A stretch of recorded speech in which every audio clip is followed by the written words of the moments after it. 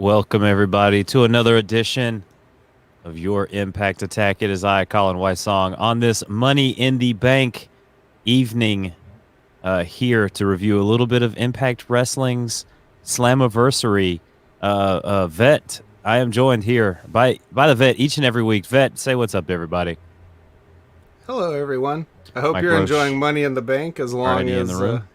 as long as you're watching us and you have Money in the Bank in the background. Well, we've got Alexa Bliss now in the ring, climbing up a ladder very seductively while Liv Morgan is trapped in the corner. What could possibly happen here? Do you see Alexa Bliss walking out with the Money in the Bank briefcase? She could, but I don't know why she has to go through the process of the having the ladder match. I don't know why Couldn't she just doesn't. teleport and grab it and use her special Yeah, abilities and all that stuff? yeah. Couldn't she have the briefcase just appear in her hand without having to do any work whatsoever? That's where these kind of things fall apart. Like when you go there with these characters and you do this stupid shit. It's like, well, why wouldn't they just do that all the time? And this is a perfect example.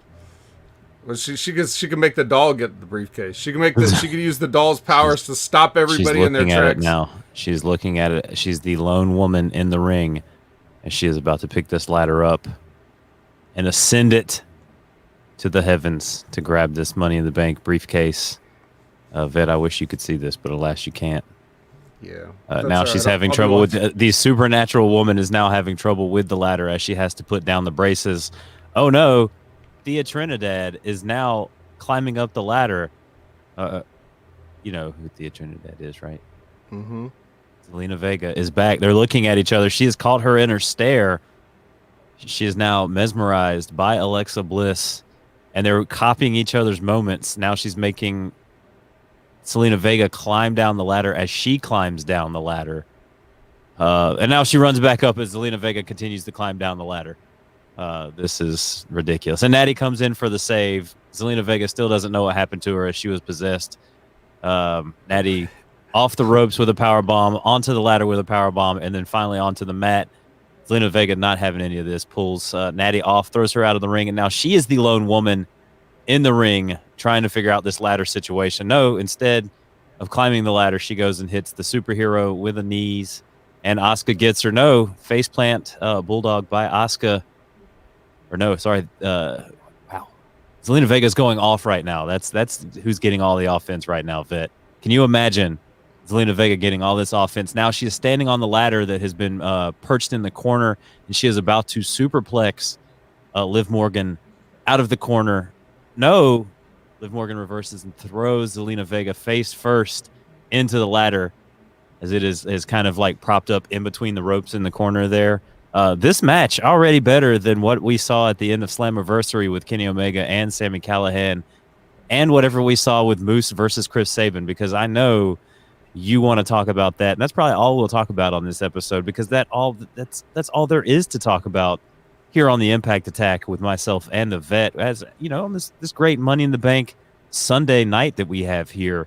Live play-by-play. We're going to break in here and there with a little bit of live play-by-play as we go through the show.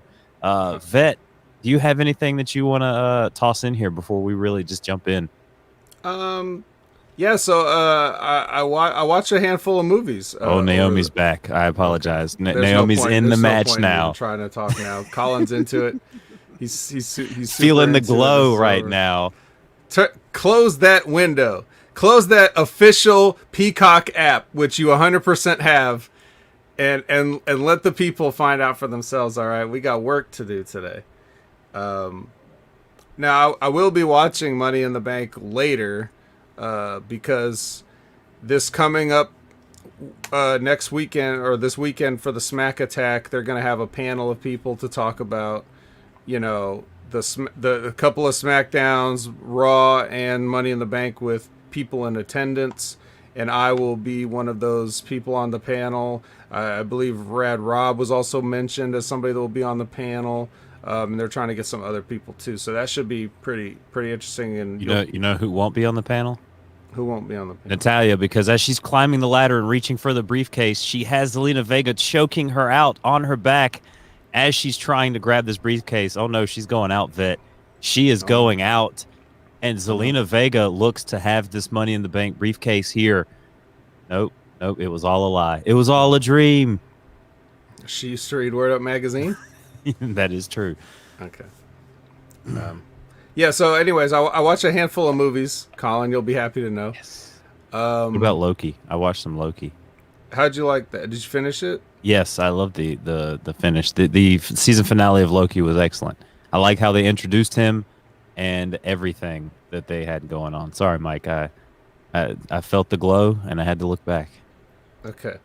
Yeah, that was cool. So on that note, let me say this opens up a ton of possibilities because you were thinking probably at the end of Avengers Endgame, like, well, gee, what could possibly be next? It's going to have to be something big if you're going to do like another, you know, series of movies leading up to big event team up movies. And with Thanos and the Infinity Gauntlet right out of the gate, it's like, you know, that was started as an experiment that they didn't know how it was going to go. Well, it ended up being the most successful experiment of all time. The gamble paid off. So now we're going to set something up. And if you haven't finished Loki, Spoiler. then I won't spoil it for you. But I will say that you're going to like where the possibilities go. That and Doctor Strange and everything that they're about to get ready to do. So, you know, Marvel's looking up. Their stock is not going to drop one bit. But as for me, no, I did not watch that. I watched 3 movies. Where should I start? Let's start with this one, Space Jam. Oh no! Why would you watch that? The old one? You had to have watched the old one, right? I've seen the old one. Because it was there. That's the reason. It's why'd you climb the mountain? It's there. I just happened to be home. I just happened to be on HBO Max. Your life that you never wanted back. I'm looking at it like, man, I've not been using up my HBO Max to my money's worth. You know, I gotta at least watch something on it, right? All that hype for Godzilla and King Kong and Mortal Kombat, you're not. Yeah, and it just, you know, and one of those was all right, and Mortal so Kombat was great. yeah, sure. Stop now. But so I watched it. Yeah, I watched it. Spoiler alerts. Did LeBron flop during the movie? He probably did. Here's what I'm gonna say about the movie. Let's get the bad aspects out of the way first. All right, number one, most of it. Number 2, and just the general like, it didn't really hit. Watch it. That's the spoiler. I'm not gonna spoil it. I'm not gonna spoil it. Watch Loki. Yeah, watch that. Watch Loki is very important. But but I want to talk about some nice things about Space Jam. Okay, number 1, it is. How do I put this? You know how a lot of time, like usually when you give people the keys to a lot of franchises, like they really blow it with something boring and stupid and uncreative, right? Well, there's a lot of uncreative stuff going on the other tab right now. I believe it. I believe it. But let me get this out here. Keep going. Okay, so you know, they in this movie they were really able to use the properties that they have under that Warner Brothers umbrella. It's basically everything that Disney doesn't have. So they really tap into that and do like, you know, when in the scene where LeBron and Bugs have to put the team together, they go to a lot of places and get some nice little gags in and stuff like that. And when you have the big basketball game, in the crowd, there's people from all different places that if you look, it's fun to just look in the crowd and see who's sitting there, because they got, you know, like just for example, like they got Pennywise the Clown in there, which you wouldn't expect for a kids movie. And the Droogs from Clockwork Orange, the rapists, right, the rapist drug users. Yeah. So there's stuff like that, and the movie was sort of let's see, it was directed by Malcolm D. Lee, which is Spike Lee's brother, and he does decent little movies where like there's some sort of like a family issue and stuff, and that's kind of like whatever. But I don't know. The other thing is you got to remember the original Space Jam was like a novelty, but it really wasn't that great of a movie. So it's not like there's some kind of like a legacy that they had to uphold. It's kind of the same as the other Space Jam. In a lot of ways, it's a remake. It's not terribly, it's not very funny, but whatever. Like neither was really the other one. It's just, you know, something that a lot of people have nostalgia for, but it's not too great. This was probably on the same level, so it's not. It's you're not gonna like love it. Another positive bonus is they got Don Cheadle to play in this movie, which helps a lot. He does a lot of heavy lifting, even with, and on paper the character is trash. Like all of his dialogue is basically trash and cliche and boring. But he's able to bring some. He's Don Cheadle, so he's able to bring something to it and make it watchable. Uh oh. The match just ended. Ray, the there is a link to your Facebook. It's there. But the women's Money in the Bank briefcase match just ended, where they did the 3 ladders up.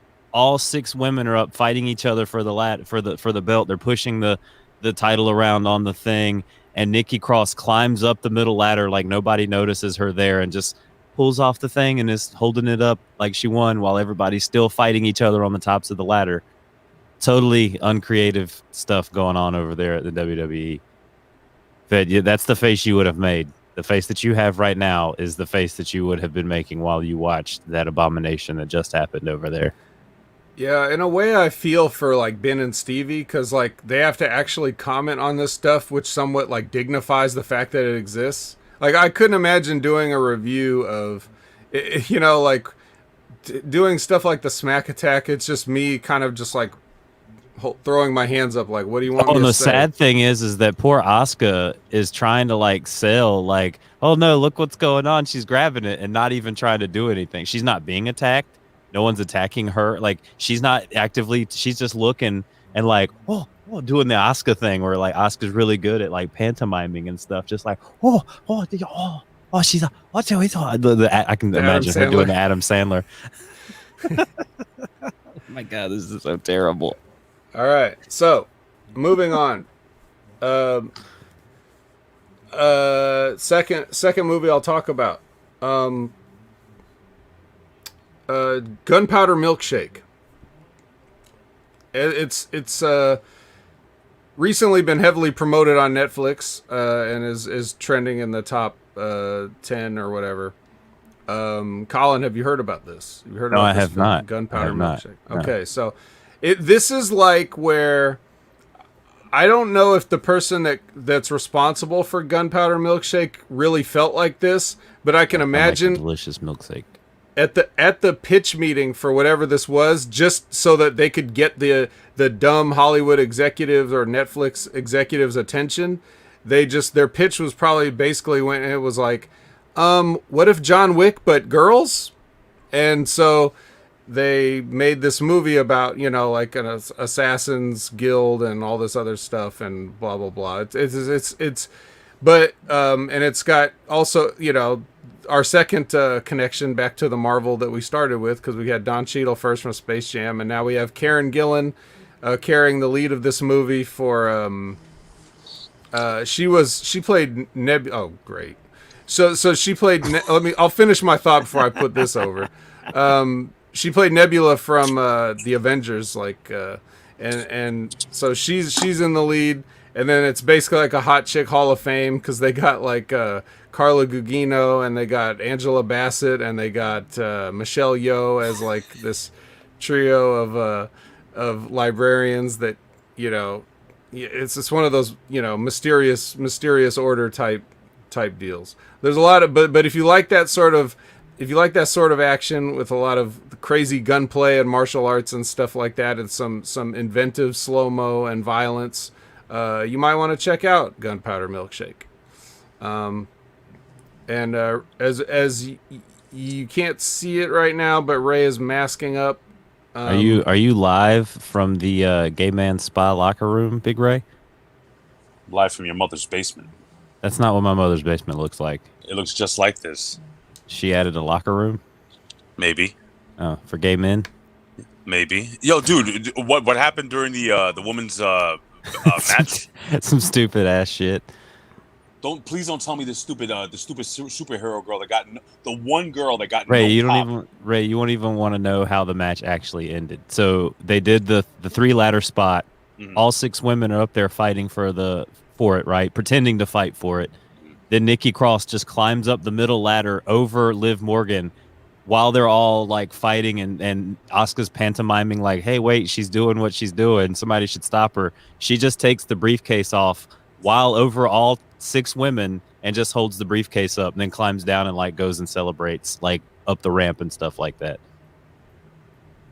And you don't want to. And the one thing that I mentioned to you, Vet, about the terrible booking is they tried to bury Alexa Bliss under a pile of ladders. So each woman brought a ladder and like laid it on top of Alexa Bliss to bury her under the ladders. So yeah, that's what these guys are choosing to watch over there on Sunday on the cock. Vet, what's going on, buddy? Hey, what's happening, Ray? I'm just trying to talk some Slammiversary. How about some Moose versus Chris Sabin? Did you see A-Track Brown, what he posted? They re-signed him, and he should have never re-signed because now they're jobbing him out to Chris Sabin.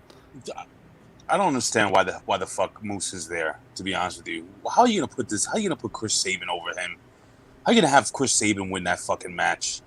Let Tommy Dreamer work it. Let Tommy Dreamer know that he knows the creative. So stupid. It was such a bad. They're going somewhere with this. They're right? going somewhere with this. Where are they going? Where are they going with this? Jay White versus Moose. Somewhere, yeah. Jay White versus Moose. That's where we're headed. I'll be honest with you. I just looked at the what do you call it? The fucking gimmick schnabbits that you read online. I didn't even watch the pay-per-view. Was it any good? It was okay.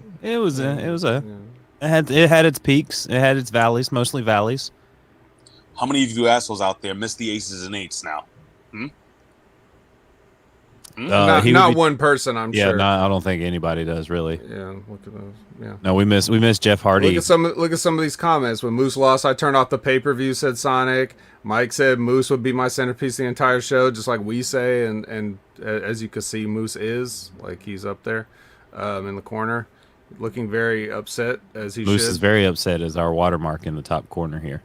Yeah, he looks angry. But Moose talk. Yeah, this is the Moose after all. So, I mean, welcome Ray to the Moose.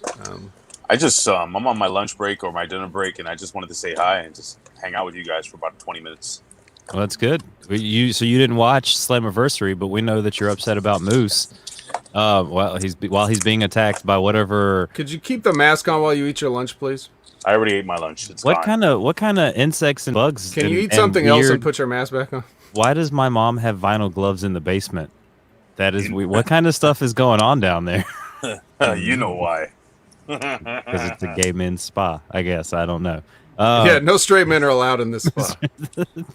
There's a sign. You know what this is? That is Velvet Time. Yeah. Velvet's hand signal from NWA Power. No, we did have some surprises at Slammiversary. Do we want to get ahead of ourselves, or we just want to talk about BS until Ray leaves? I think we'll just BS it until Ray leaves. But what about these surprises that we had? We had Jay White there at the very end. We had Thunder Rosa. We had Chelsea Green make an appearance. We had No Way Jose. No Way Jose. That was interesting. Which I had known that I'd kind of gotten some things spoiled, but I thought Finn Juice was No Way Jose when Juice Robinson came out. I'm just like, whoa, he's totally still a No Way Jose's gimmick, and then No Way Jose came out. So apparently, Falaba got in a little trouble. What did he get in trouble for?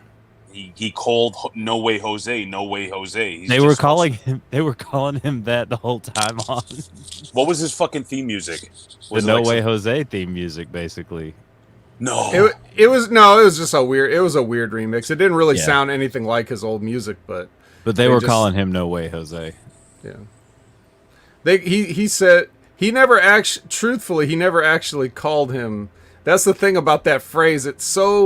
The phrase is so cliched that you can say it and you can just say you're not referring to, as long as they're not referring it to him in print or like as during commentary.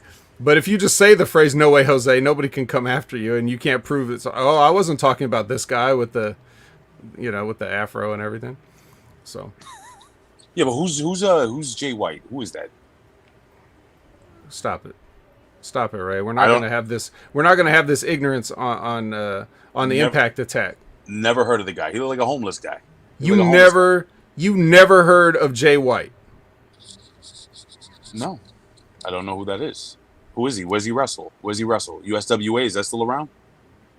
Yes. WCCW. He just got the never openweight championship from Lawler. What's a month ago. What's a never open weight title? What is that? Is that like a cruiserweight title? What does that mean? It's much like the Western Heritage States Championship. Western States Heritage Championship. You held it 5 times. Yeah, I thought it was 6 times. You can see how much it meant to me. Nope. Titles are props, Ray. How dare you speak to the man that taught George Washington how to do a toe hold? That's right. Did you know his powdered wig kept falling off? It was tremendous. Did you know that Abraham Lincoln was a wrestling world champion? Yes, he And was the first Heritage States champion. It's the Eastern States Heritage champion. Yeah, he was one of them. You guys are not going to talk about the pay-per-view until I leave, right? Well, now is there anything else you wanted to? Oh, Colin's going to talk about the pay-per-view right now. What is it, Colin? Whatever pay-per-view you want. We've got Almost and AJ Styles coming out as we've got a package of the Viking Raiders winning their shot to take on AJ Styles and Omos at Money in the Bank. Looks like the match that we've got coming up next, ladies and gentlemen. Do you think they're pumping? I was going to ask you real quick. Do you think they're pumping in crowd reactions, or they have to be, man? That SmackDown was the most artificial sounding dude. It sounded exactly like it did in the Thunderdome because people only reacted when something happened, and there was no roar of the crowd, like there was no murmur, there was no nobody was going off a script. It was almost like it was like one of those like game shows where the light comes on and tells you to applaud. It felt like that. It felt very unorganic. So I wouldn't be surprised if they are still putting noise in over that and like somewhat directing them. The only thing I noticed is that Nikki Bella, whatever, what's the Nikki Cross? What's her name now? Nikki BS or something like that? Nikki Ash, whatever. The superhero girl, she got no reaction. Like people, and I can't believe she actually won the shit. So that's fucking terrible. Yeah, I mean, it is pretty terrible. What do you want? What are you gonna do? But like I said, it's like here's the thing though. What is the difference? Everything on WWE is the fucking drizzling shits. Who cares who does anything anymore? You're just watching it. It's not going anywhere. There's no plans. Nothing interesting is ever going to happen with anybody that you like. So who gives a shit who has the Money in the Bank briefcase? They can take it away from her anytime they want. Otis won the Money in the Bank last year. What happened? And he lost the case to the Miz in the dumbest setup, like lead up to a match ever. On Bobby Lashley. Yeah, like what even? I mean, come on, dude. And look, and then Bobby Lashley's another one. Like, who cares about him? A joke. Everybody's a joke. He just wrestled Drew McIntyre 50 times. Like, who's excited about that? He might have to wrestle Goldberg. They're bringing Goldberg back. Yeah. So, that's why their stock price is at like $50 right now, and then going down steadily. You got Jay. At least you guys got Jay White. Yeah, man. He's over. We got our Chelsea Green, her and Matt Cardona. I'm back happy together about again. that. I'm happy about seeing Laurel the Mess Van Ness back on Impact Wrestling. That's going to be good, man. She was always great. They played up on Slammiversary the fact that Matt used to date Tenille as well. So it was kind of those two girls that used to date Matt Cardona were in the ring at the same time together. It's a fun little storyline we got there. Your thoughts on any of that, Vet? Oh, I'm gonna pitch that to Ray. What's Ray's thoughts on it? He's on a ticking we're pitching clock. it to Ray. I honestly could stay here all night. What about Soda Thompson? What are your thoughts on Soda Thompson? He's fucking over, dude. I love his finisher, the spinning toe hold. Is Soda Thompson the most professional wrestler? Why not? He's learning, right? Riveting. I He mentioned two wrestling moves this entire time, and they were both toe holds. And now he thinks Soda Thompson is why not? Why not? Why not? He's pretty. Well, Fucking that's awesome. that's basically how I feel about Nikki Ash becoming the Money in the Bank winner. Is no way Jose really gonna be like on Impact Wrestling TV? You think? He might be. Why Might not? have bring him in. It's him, TJP. He would be awesome in Swingers Palace. How would you not want him in Swingers Palace? He's gonna bring in some nice clientele for Swingers Palace. Yeah, like they're gonna have the a whole conga line line of in them. there. He's gonna have a whole new clientele. Even though half the conga line was Swingers Palace. You gotta love how Refugees. he stole Adam Rose's gimmick, and now Adam Rose is like the Hulk. And no way Jose's doing Adam Cole's old gimmick on the Indies now. Have you seen Adam Rose? What's You up haven't with seen him? Oh Yeah, my you haven't God. seen. Have you seen Adam Rose? He's like all steroided up and jacked up. Like Dude. he looks like Batista now. Yo, dude, he looks fucking like if he had that gimmick, if he looked like that when he was playing Leo Kruger, when he was back in FCW, was it still FCW back then?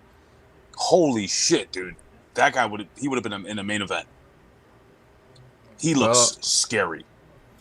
Well, unfortunately, Chris Benoit happened, and everybody had to get off the gas back then. Oh. That's Speaking what about ended up this, happening. speaking about getting on the gas, what about Moose? What is this? This is a picture of Leo. Look at this guy. Oh, who is that? That's Leo Kruger. That's Leo Kruger there, guy. That is clear. That's That your is boy. just- Can you make that bigger? I think that's. That's what she said. it looks like Jim Neidhart. 2014 Adam Rose to 2019 Adam Rose. Nice. That is Where's he That's all doing horse that meat. Alistair Overeem would say that's horse meat. Yeah, well, if you eat the steroid-injected meat, then it's going to have a benefit. So if you're eating horses, then yeah. You know, Billy Ray Valentine is really he's really a dump. He's a dump waiting to happen. You know, the guy's like, oh, I want to come and hang out with you guys. And then he says he can't. Oh, I can't. I'm too busy fucking dissecting aliens. What the fuck he does? I was streaming on TFR Live, and I can't come hang out with you guys for Money in the Bank. Not for 1 minute. Can't Not come even. on. Not even. I could. We could call him on the Roadcaster. Yo, call his cell phone. Do it. Do it. He'd I don't be have my so fucking. mad. I don't have my gimmick. Shit, do it. I don't even think I'm connected to the Roadcaster. Why not? Anyway, Let me this is hook it bad. up This is here. bad radio. So anyway, Impact Wrestling. You know, We're live. It's not like it matters. Bound for stream. Glory 2009. The Aces and Eights. No, we're talking about Slammiversary, not Bound for Glory. Like I can't believe Bully Ray is dating Hulk Hogan's daughter. I mean, that's some crazy shit, bro. Anything like Buddy Murphy dating Rey Mysterio's daughter? Did you see D'Lo Brown being a member of that group? I did not believe that when I saw that. It basically turned the wrestling world upside down. Shit. Wes Briscoe, over. That guy Gallows, he's going to be something special. You'll see. You'll see. Canada Spaceman in the building. What's up, Canada Spaceman? Spaceman's in. Hi, guys. Yes, we're recording live during Money in the Bank as Almost is picking up one of the Viking Raiders, the fatter, heavyset one with the beard and the long hair, and slams him down Doesn't narrow onto it the down, mat. Yeah. No, because the other one is bald without long hair, and the yes. fatter, heavier They're both one has bald, the let's beard. face it. One of them just the hasn't long accepted it yet. Almost is doing his thing in the ring, ladies and gentlemen. We've got AJ Styles climbing back up to the apron, almost looking to tag AJ Styles in as he gets a shoulder block into the corner on one half of the Viking Raiders. Hey, Colin. Yes. Colin, name both Viking Raiders. Name them both, Larry Yeah, and sure. Steve. All right, close enough. They're both irrelevant. So this is Impact Wrestling, right? No, it's actually we were talking about Space Jam, Ray. Before We're talking about jumped in. Space Jam Did you get before the you chance to jumped watch in. Space Jam yet? Could you believe? No spoilers now. No spoilers now. We're not spoiling it. We're just talking about very basics here. Could you believe that Ken Shamrock actually beat Ron Killings for that NWA title? I could, because Ken Shamrock's the man. He was the Intercontinental Champion in the WWE. So funny story. I was watching And Space Jam. and he could beat up 100 Matt Shaffers. Doesn't work that way.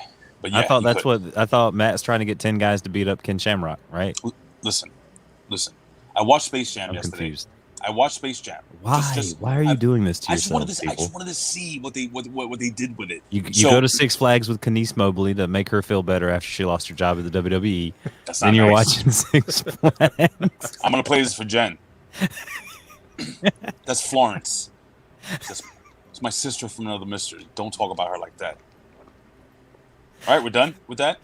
Yeah. Asshole. We Anyway, love you, Ray. shut up. So Space Jam was fucking. So you don't have to laugh like I do. Mine's is better than yours. Oh boy.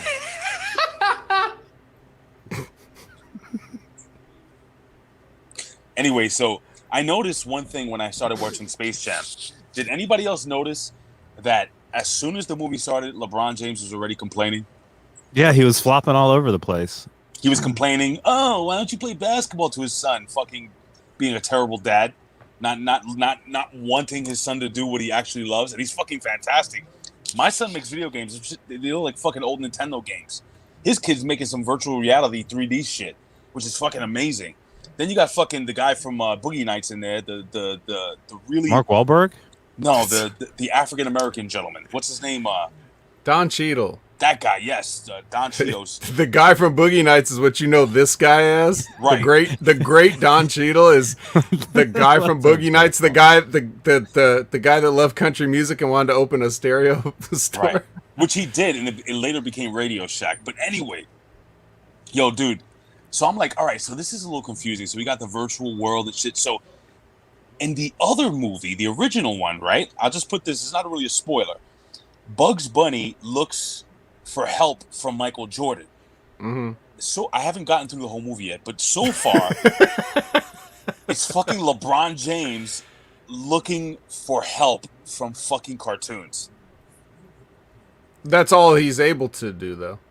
He is a fuck. Have you seen? The cool thing is he's not trying to get cartoons, but again, I don't want to say too much about it because there's a nice creative sequence that they actually do in the middle of the movie, but And we don't want to ruin it for Sonic. Where's Yeah. Where's Pepe Can't Le ruin Pew? it. Where's Pepe Le Pew? canceled. He got canceled, but they'll have the Droogs from Clockwork Orange in there. You know, you can have actual rapists and drug killers and drug users, but you can't have Pepe Le Pew. Right. He was a rapist. Almost with an Ultimate Warrior Gorilla Press Slam on the more hairier Viking Raider, and it looks Did he like actually get him up? Almost is That's pretty standing over him with the pin. Oh no, he kicks out. Very lazy pin attempt by Almost here. So- you actually got to kind of lay on the guy. You can't just put your foot on his chest. I have a question for you, Vet. How do you think LeBron James' actual kids feel that they were not in the movie? I don't know. I mean, that is a good question because you wonder, like, are they glad to just not be in this movie? Or Like, maybe, they're probably like, dude, when your dad is that famous, you're probably over it as a kid. You're like, ugh, I don't have to hear about my dad anymore. I don't want to, I don't want to be in this movie with him. right? You know, But like like LeBron James' kids are probably nothing like the kids in the movie. Oh my god, Like, the most warmest lukewarm tag in the existence of hot tags is going on right now over on Money in the Bank. you really watching this shit? Yeah, I've got it on another tab. I've got the cock open on another tab. So yeah, man. So I'm just wondering. Like, I'm watching this shit. I'm like, man, these kids, like his sons must feel like shit. You know, you got the one kid. I guess the one kid's supposed to be like LeBron Jr., like the kid that's actually playing basketball now. But what about the other kid? You know, like, I don't know, man. So far, I'm not digging the movie, and I'm trying to watch it through the eyes of a child. But nothing's better than the first Space Jam. it's not really that different. It's just it's basically the same movie again. Where is Foghorn Leghorn? He's in it. You gotta watch. I say. Does it count as a spoiler if I say Foghorn Leghorn is in it? I mean, you probably could have seen him in a promotional material if you looked hard enough. But I don't want Sonic to leave because he's really excited about this movie. But it appears that Ray hasn't watched far enough to spoil anything, so we're probably all right. And I'm not going to do it, so don't worry, guys. I'll tell you right now. LeBron James goes 5 for 5. Has one assist. Michael Jordan actually dropped a total of 25 points during that movie. Okay. They'll lose so bad So- he'll run off the court before the game is over. So gunpowder milkshake. Did you see that, Big Ray? What is that? Gunpowder It's milkshake the new on flavor Netflix? at Shake Shack. Mm-hmm. We don't have Shake Shack in New York. Yes, you Oh. do. What do you No, we guys got? don't. We got McDonald's. Pink You berries. got Steak and Shake? We do have. I think we have a Steak and Shake. We have McDonald's, Burger King, Arby's. We got what else? We got? Is it something like that? Dairy Queen? Can you get a discount if Candace is working there? We do have fucking Dairy Queen. Who's Candace? Candace LeRae? Yeah. yeah. If her and Johnny are like, her and can Johnny you say work like, in the can you, register. can you slide me a blizzard under the, you know? Then you Maybe shouldn't have said it. What? Yeah, yeah. So Colin, are you really hot at me? That it's funny how I'm talking to you guys. I'm actually looking in the box, like you guys can tell that I'm looking at you. Colin, are you really mad at me that I took your soundbite? Why are you stealing my gimmick? It's not your Why are you- shit. What did you say? backstage heat spilling over into real life. Miss Russo would love Hey this. Ray. Hey Ray. Yeah. It's boss time. Oh, don't do that shit here. Why not? Don't do that. Well, I mean, oh my gosh, it's the big dog. It's coming out right now. Well, I gotta tell you something, man. Fucking Roman Reigns is the goddamn man. He is. He's He can keep his drunk cousin on television. So is Dan Aykroyd in this movie too? What was the name of the comedian in the first movie? Dan Aykroyd, was it? Yeah. Bill Murray was in the first one. Trading places. Right. I'm sorry, Bill Murray. So I'm wondering if they'll have like Chevy Chase in this one. There's a funny. I don't want to give it away, but Well, something funny happens. almost an AJ win, apparently. They do. Gee, I didn't see that one coming. Yeah, All right, guys, you got me for 2 more minutes. So 2 more minutes. Anything you What want else? to say? What do you want to talk about for 2 more minutes? Oh, As we have 10 people in the chat here for I was gonna tell. what was an gonna- Impact Attack Slammiversary review, but with Ray with the run-in, the show has pretty much just evolved into us live streaming about whatever, with Yeah. tidbits of Money in the Bank thrown in here. That's 30 seconds you took off of me, but go ahead. But don't worry. So I was just gonna tell you Did about. just say to me? I was gonna tell you about Gunpowder Milkshake, Ray. It's on Please. Netflix right now. Okay, it's John Wick with girls. Everybody should go watch it. Check it out. See if you like it. It's pretty cool. John Wick is in the movie? No, girls. it's like that's the concept. I think someone tried to pitch with. Because you know how like when something gets hot and then everybody wants to have their version of it, but they try to tweak it and make it different. So like this is kind of that.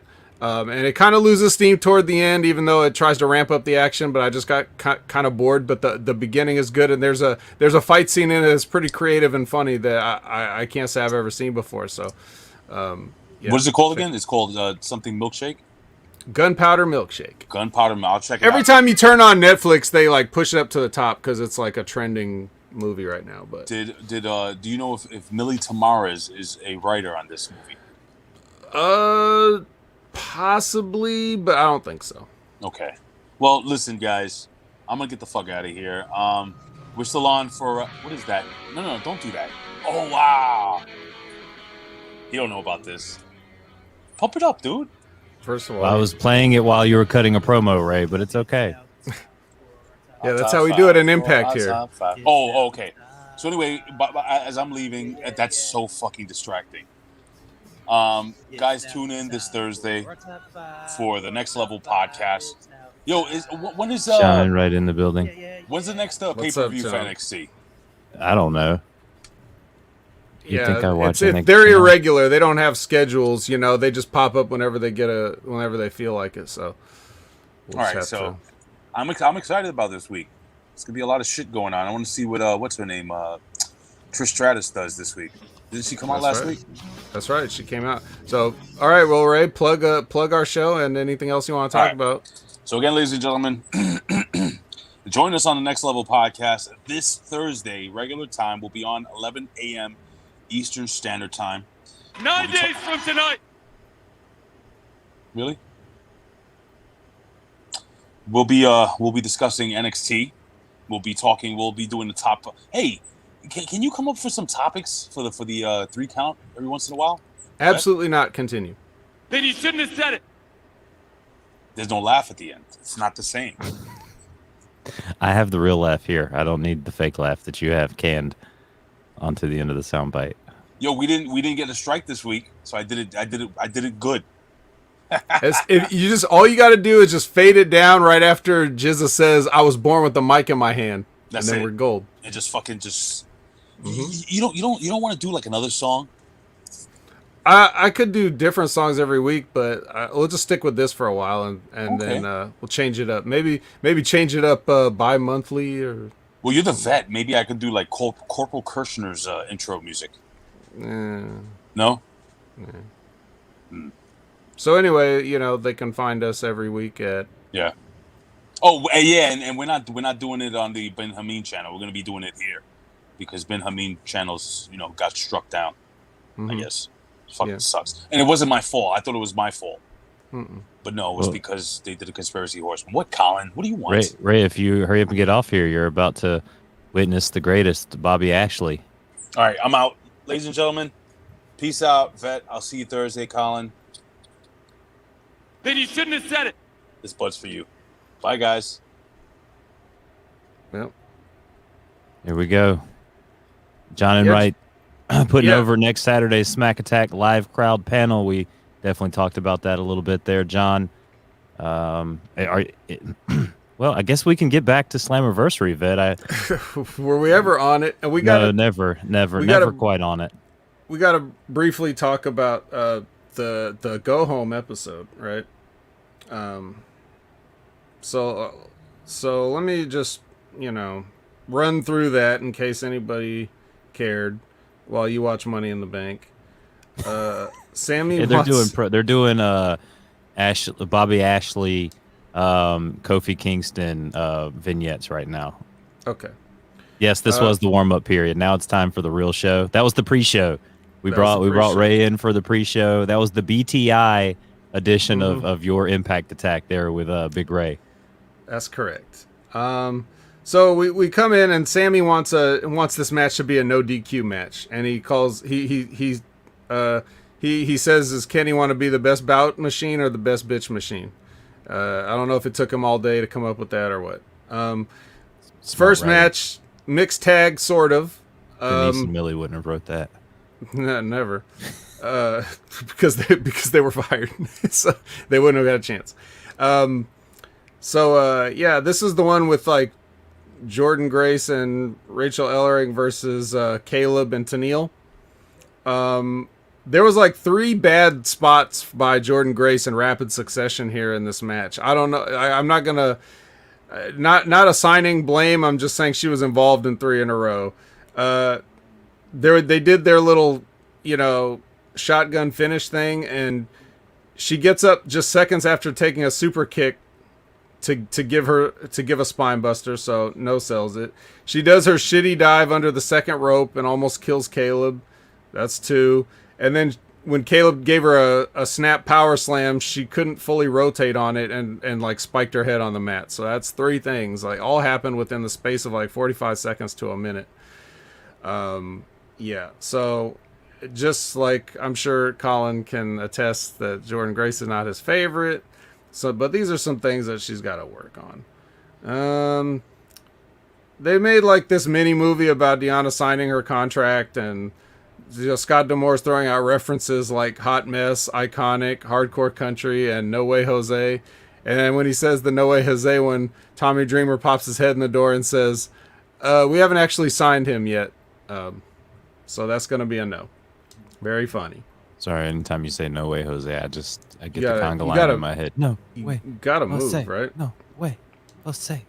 I mean, even at the NXT live show I was at when he was there. I mean, I can get why stuff like that for like a house show gets the people back into it. Like if you have a match that brought everybody down, you send the conga line out there where everybody. I mean, he was coming by down on the floor, coming up to people, taking photos with them, having the conga line come around. Like, I get it, it's fun, but I don't get the gimmick on a week-to-week television basis. Like, I don't see how that works, unless you have the party time segment each and every week.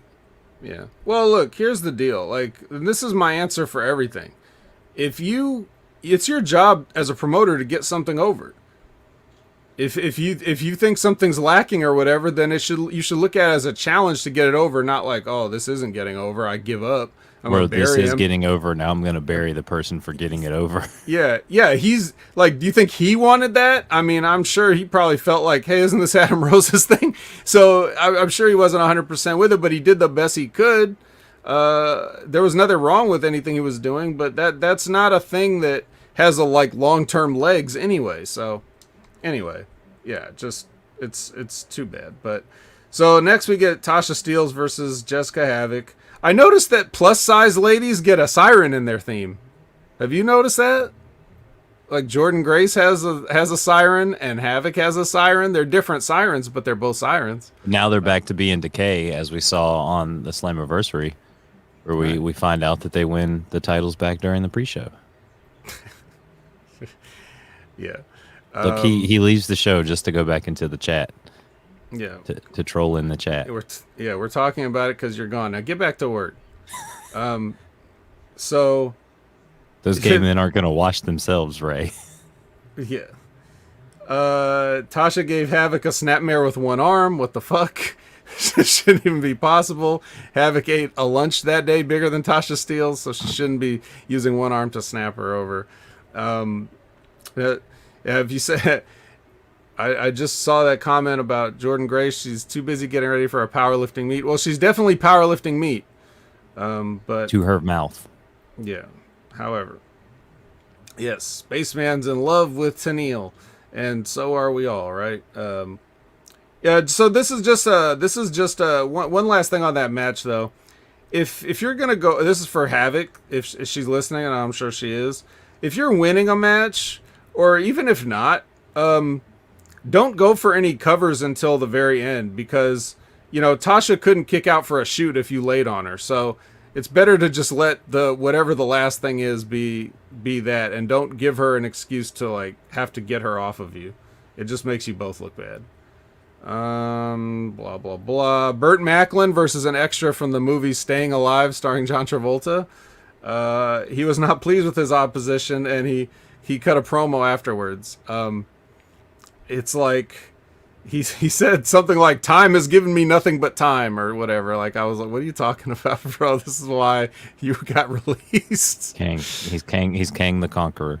That's right. Burt Macklin the Conqueror. He's definitely He's pruned all the times, so this is the perfect timeline where he wound up on Impact. Yeah. Yeah, let's see. Some other stuff. Let's get on the okay, well, here's a spot where now Brian Myers wants to call Jake something a professional, but then he also makes some very salient points about his appearance. And then a weak brawl breaks out. And then it finishes with Tennille. That's right, Tennille punching her ex in the balls, which is going to come into play later. But then right after this, they go to a break or whatever. And then Cardona he's on a pre-tape, and he's not selling anything. He's just doing like a regular pre-tape. And then D'Amore comes in and strongly suggests that he bring in his girlfriend for a mixed tag match. It almost seems like he's begging, like, "Hey, we need somebody. Can you know anybody? Like, I know a couple people he could have brought in." Right. And Sonic, I'm not talking smack about the chubby chicks. I'm just saying they both get a siren in their entrance. I mean, that's, it's letting people know if there's kaiju coming through. Everybody evacuate. I have a feeling that you really are Dr. Cube. Think so, huh? Yeah, you've been wrestling all these years as Dr. Cube. Well, I can neither confirm nor deny that I am in fact Dr. Cube. But let's see what else I have. Let's see. Been Dr. Cube the whole time. I've been Dr. Cube the whole time. No one knows what he really looks like. No, they don't. That's why. Even when the cube comes off, he's like all bandaged up under there, like he's horribly disfigured. So you're about the right height, right dimensions, and everything to possibly be Dr. Cube. Yeah, not denying it. But I'm not. Can you get Can you get Ray a job as the dildo kaiju? Do they have those? No, he gets to be one of the Los Platanos. So then we get a Moose package. Nothing really happened in it, but I just decided to put it over because this is the Moose, so I just have to mention that he got a package. And then he has a match versus Hernandez, where he weathers an early onslaught to suddenly win. And then Sabin hits the ring to prevent the Pillmanization. So this is setting up their match. It's kind of weird anytime Moose gets run off by somebody that he could fit in one of his boots, but Kind of looking like this Bobby Lashley Kofi match right now. It's kind of what Moose and Chris Sabin look like. kinda, yeah.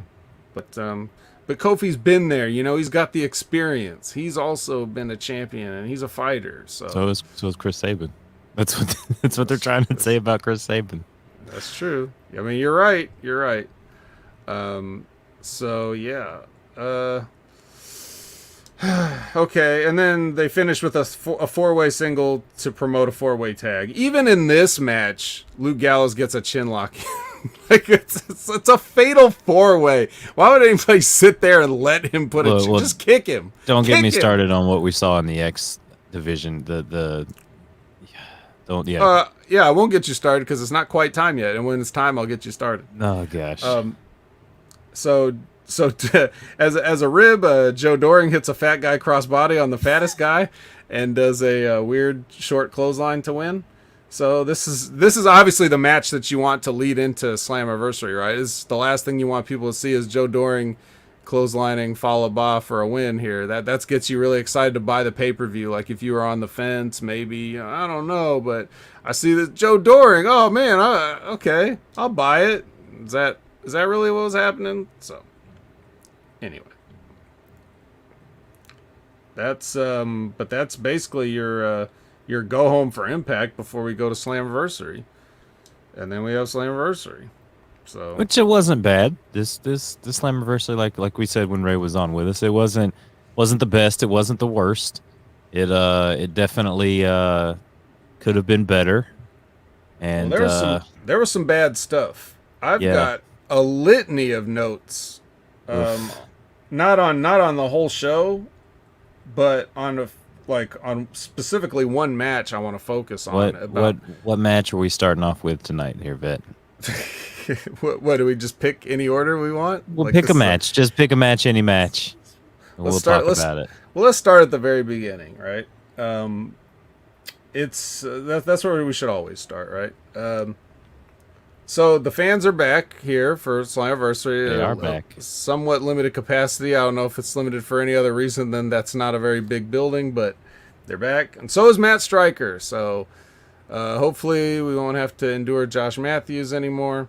Well, we could, because I don't know if you could hear it on your end of the feed, but I watched the show with headphones on, and you could hear Josh Matthews throwing in orders and like, we're about to hit the highlight package, guys. Like you could hear him giving them so you can hear the through production the headset. Yeah, you could hear Josh Matthews through the headset at certain points throughout the show. Wow, no, yeah, I did hear something, but I was like, what is that? You don't need headphones to hear it. It was coming through. Yeah. So that was a big mistake there, but what do you expect?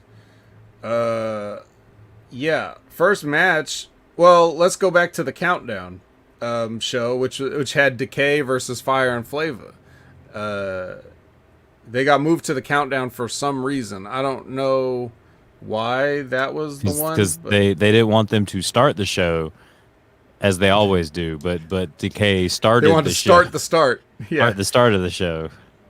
Yeah. Well, everyone had nice gear and hair and makeup. Don't you put that juju on Bobby Ashley? How dare you, Sonic the Hedge Rat? It could happen. Kofi will roll a guy up. He'll do it. He's not afraid to do it. Yeah. So there's trouble in paradise. Yes, that's right. It's not flavor. It's Flava. What did I say? Flavor? I think you said flavor. Yeah. I meant to say Flava. Sorry. Then you shouldn't have said it. What does he do for a living that he can just have? Works at the gay man spa. Well, don't people need hot towels or other hot things? Well, I can't wait till we get to the selfie portion of the show. We're going to be taking a lot of selfies here. Okay. Vet. Okay. So, well, we get new champs here. That's the main thing. This match was what it was. Nothing amazing. But as they were doing the card rundown, not only did Matt and D'Lo botch it, they may have been given the wrong format because they had the mixed tag coming on first, and they read that twice. But in fact, we start the show with the Ultimate X. Ultimate X. That's right. There are no X's above this one. This is the ultimate one. So this is Ultimate X is a TNA standard. It's an original. I don't think anybody was doing anything like this before. So this is one of their signature matches. I'm usually never a fan of these cluster things, but some people are. So what did you think of this? Well, some of the spots were just a little too like, oh gosh, like I like Rohit, but when he's trying to throw the rope up over and he misses it and the crowd starts giving him shit about it, that's totally some like house show shit that shouldn't be on your pay-per-view. The spot where they all try to put each other in submission holds in a match that you can't tap anyone out or pin anyone, so why are you all putting each other in a submission hold? Like, if I was the smart one like Josh Alexander was, I would go for the belt while everyone's going for the submission hold, which is kind of what we saw in the women's Money in the Bank ladder match, as the not-so-superhero, saw an opportunity, and while the other ones were just fighting each other like idiots. Let's see. What else about this match? I think the right person won. They changed the rules. They got handed the wrong rules if they got handed the wrong rundown, because they clearly said both feet have to touch with the title, and then as he pulls the title off, they just ring the bell, and like the ref leaned in and told us the rules were different. He's just got to hold the belt. He just has to hold the belt to be able to win the championship, and I did like the finish though. I did like kind of how him and Chris Bay were like fighting for it, and how Ace Austin tried to jump and grab the title, but just like narrowly missed. It was a neat finish to a match that, like you said, was kind of a cluster. It was definitely a cluster F of a match. Yeah, this probably isn't their strongest Ultimate X match that they've had. Well, I can't really tell the difference. I mean, they're all just kind of like you just lay out a bunch of spots in a row and you just try to remember them. That's basically what it is. And the people have to be in the right place at the right times. Bobby Lashley over Strong. Strong, eh? Okay. Yeah, he had him in the Hurt Locker. Meanwhile, Ray is proving that he used to watch TNA 18 years ago. Well, we had an old school TNA make an appearance tonight, but you want to go in order, so there's a little more teasing there. Let's go in order. Let's see. What Gia wants to interview Omega. He gets Don Callis instead. He does. Of course, you're here, Gia. Of course. Of course she's here. What else would she be doing? I like how it's nice the economy of one backstage interviewer rather than the WWE, which doesn't need any, but they have like 5, and then they release more talent every week and hire more people to hold microphones. So, yeah. We're not there yet, Sonic. We're not there. No spoilers, Sonic. No spoilers. Spoiling it in the chat for everyone. Yeah. And and he muted us even though we didn't spoil Space Jam. That's unbelievable. Unbelievable. All right. Well, Ray did though. He didn't. I'll be honest with you. Going back to Space Jam for a moment, there's really nothing to spoil. I mean, it's just exactly like the first one. I mean, even the things that would be considered spoilers, they're not going to ruin the movie for you if you find them out. I'm still not going to talk about them, but there is like one cameo that I thought was funny. I thought it was like, they're not going to do that, and they did it, so I was like, okay, that's cool. But, like, we still didn't spoil it. Sorry. The stuff Ray talked about happens literally in the first, like, 2 minutes of the movie, so you can't, it's hard, can you spoil something that happens at the very beginning of a movie? Because it's like, if you hear about it from someone else, that'd be the same as if you just turned the movie on, right? That's true. So, I mean, sure. It's like the teaser for Mortal Kombat. I didn't have to watch like the first 20 minutes of Mortal Kombat because I saw the first 20 minutes of it. Yeah. No, it looks like we're getting Rhea versus Charlotte next. Yes. Well, that's exciting. I can't wait to see them work again. because they don't have enough people now. Everybody's released, so They're they all can't waiting have for different Becky. matches. Becky's Wait. coming back soon. So Probably let's going to talk Fox, about but let's talk about the mixed tag match. let's not. Okay, let's talk about it. No, we want to talk about it. This was probably the least mysterious of all the mystery partners and opponents and other things. It's Can we like, talk about Caleb with a K's get up? can we? Let's talk about it. What did you like? What did you He not looked like? like Who wore it better? He looked like Richard Simmons. Yeah. Because at first he looked okay, and then he took the jacket off and he was walking around the ring with that ruby, glowy, glittery vest, and I'm like, well, it's Richard Simmons running around the cage. That's right. And they tried to say that he's like Johnny Bravo, and I'm like, he is not manly like Johnny Bravo just because his hair sticks up. He is totally not Johnny. He's Johnny Cuckold. Right. Big Ray, we're not talking Yankees versus Red Sox. Smart Pack. Yeah. Well, they do suck. The Red Sox. So it's Chelsea Green, but she's doing like a Two-Face thing. And he is too. I didn't notice he had the makeup on his face as well No. until the end of the match. Yeah, you wouldn't notice it because you're not looking for it, but there it is. But yeah, so she's half a hot mess here, and she's Chelsea Green, which she didn't go back to her gimmick name here, which is I think that's right too. Like I wouldn't like look. That's smart. Like especially if you're gonna play off the real life stuff, why bother? We know your name's not Laurel Van Ness, and it never was. But I never really like. I always hear people put the character over. I never really liked it. What do you want to say about it? Did you like it, or I think you liked it, didn't you? I like the Laurel Van Ness character. Yeah, I thought it was great. The way that she was a certain way, and then she got left at the altar and became a whole different person. Like there could have been a lot of avenues for the character development there with Laurel Van Ness.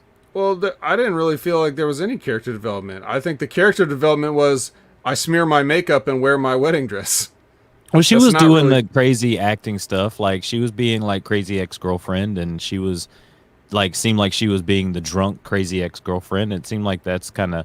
I mean, Ray was more so watching Impact around the time of Laurel Van Ness, so he would probably be the better one to go to in talking about this than I would. But from what I recall when I listened to the Impact Attack and watched those segments,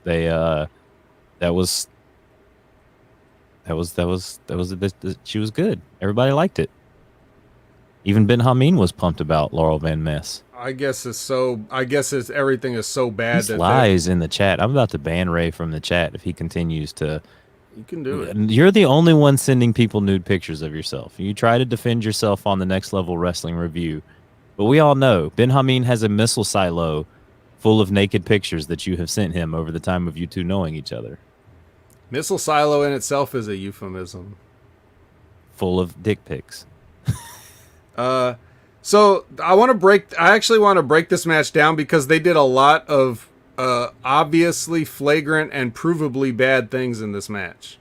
All right, so let me see how many of these on a checklist that you actually noticed. Right off the bat, before the match starts, the ladies start fighting and get pulled apart by the guys. Why? Because they're fighting over that Matt Cardona D. No, I mean, why are they bothering to pull them apart? It's about to be a match. It's about to be. Oh, hang on, Vet. We got to do our selfie time. Selfie time. Woo. I don't know Hey, if I that's got us. it, but it's selfie time. We have to take selfies during the match. That's right, and you can follow at Colin Wysong for all these selfies. It's more selfies here while we're doing it's part of the match. We're selfieing while he's talking about the match where the selfies took place. That was important. Okay. So they break the ladies up, even though it's like, well, why wouldn't they just start the match right there? And then when Cardona hits Myers with the clothesline, why don't the women pull them apart? I mean, come on, let's not fight at this wrestling match, right? And then after they get pulled apart and the guys start fighting, then both the women just calmly go to the apron and wait. for their like. Does nobody see this? Does nobody ever like? Is nobody out there watching this? Like, what is this phony? Like this, you're basically just like carrying a big neon sign. Phony. This is phony. Like we were just punching each other and had to get pulled apart from each other. And now we're just gonna go stand in opposite corners like nothing happened. Like I think seconds later, the star of this match was Soda Thompson. He was trying. He was trying to do a lot, right? He was doing a lot. He was flashing that most professional notebook that he's got there. Like his facials, he was adding a lot to this match. Much like Caleb K, I have to say, Soda Thompson was my all-star of this match. He's the MVP, right? All right. So let's talk about another stupid thing that happens right at the beginning. Selfies? Not yet. Not yet. Okay. Myers does a kick to the stomach with a leg slap, by the way. And D'Lo says, a kick right to the hamstring, which I don't know what D'Lo was looking at. I don't know what is on his format. I don't know who told him to say that, but there is not a chance. There is not a chance that kick was anywhere near the hamstring. So that happened. Now let's talk about some selfies. Yes. I'll let you take it. What do you want to say about it? I actually liked the selfie part until they were like really trying to get everyone into it, and then the spot just took way longer than what it should have. Mm-hmm. And what's bad about that? Because then it just takes the phoniness. It shows more of the phoniness of the match and not the realism of like, hey, we need to get back to doing what we were doing in this match. It took away it was like the spot where later on in the match, Kenny Omega's watching Sami Callihan do the Kenny Omega thing, and you're like, he's totally about to hit him with the fucking trash can. It's because Kenny's just standing over there watching. And it's like, all right, here it comes. Something's about to happen. So it's like it takes you out of the mystique of what they're trying to do with the wrestling match and everything. Well, let me tell you where it really hurts, because okay, look, if you want to take a group photo as an insult, that's one thing. There's nothing wrong with that part of it, because that's what douchebags like that kind of would do, right? That's not the issue. The issue is now they're taking this group photo. They all kick his ass, basically, like they're getting shots in on Cardona, whatever, right? And Chelsea acts like the only way to get over to them is through the ring and the referee. Not that she could drop down, go around to the other side and start fighting back or chasing them off or anything. No, she's got to walk through the ring to get to them, and she just looks like a fucking moron here. And like everybody who is involved in this, whoever agented this, they should all be ashamed of themselves. Like, go back and watch this match. I'm not talking to the fans. I'm talking, I'm not talking to our chat. I'm talking to you guys, the wrestlers. Go back and watch this shit and just explain yourselves. I'm not even done here. Not the most professional match. Not even close. That's the other thing too. Like, it's one thing if you got a guy that's claiming he's the best at something. At least he's a heel, bro. At least there's that. Yeah. So they work a double down tag thing spot. Like we're both down and now we're both going for the tag. Why? Brian Myers should not be going for a tag. Because if Tenille comes in, Green has to come in anyways. That's the mixed tag rules. So there's no drama. The drama should be stopping Myers from getting Tenille in there getting Green, stopping Cardona from getting Green in there so that she can attack Tenille. The idea is protect Tenille in this situation as the heel. Because when she comes in, when Green comes in, she's going to blow a comeback, right? So... But no, he crawls over there and tags first. So no psychology. Dumbass. Yeah. Also, Brian Myers takes a destroyer from Green, so fuck him. Don't write that down, Soda. Don't take a destroyer from a woman. Don't do it. Don't put that in the notebook. If you have to scribble, and make it look like you're writing something just to appease Brian Myers, then do that. But don't actually take that as a note and use it. But other than basically everything that happened in the match, it was okay. I guess the only good thing about it was that Green went over as like a debuting surprise and picking up the win here. It didn't hurt anybody else. It didn't hurt the heels. So that's the correct person to win the match. But everything that's about it was just terrible. And I hope you guys could see that. It's like what and you know, Spaceman has his opinion as well. But that's why he's in space. Equality. He's all about equality in space. He doesn't know anything, and the wrestlers don't know anything. So now his matches are, excellent. Yeah. But it could have been so much better if they just would have fixed a few of these little things. Because they basically had a match that was just a series of things that were wrong. Like normally when I watch Impact, I just see like a couple things here and there. This was a match like built out of all those things. So there's that. Charlotte Flair with the 1 count on Rhea Ripley. She's too strong. You can't put her away that easy.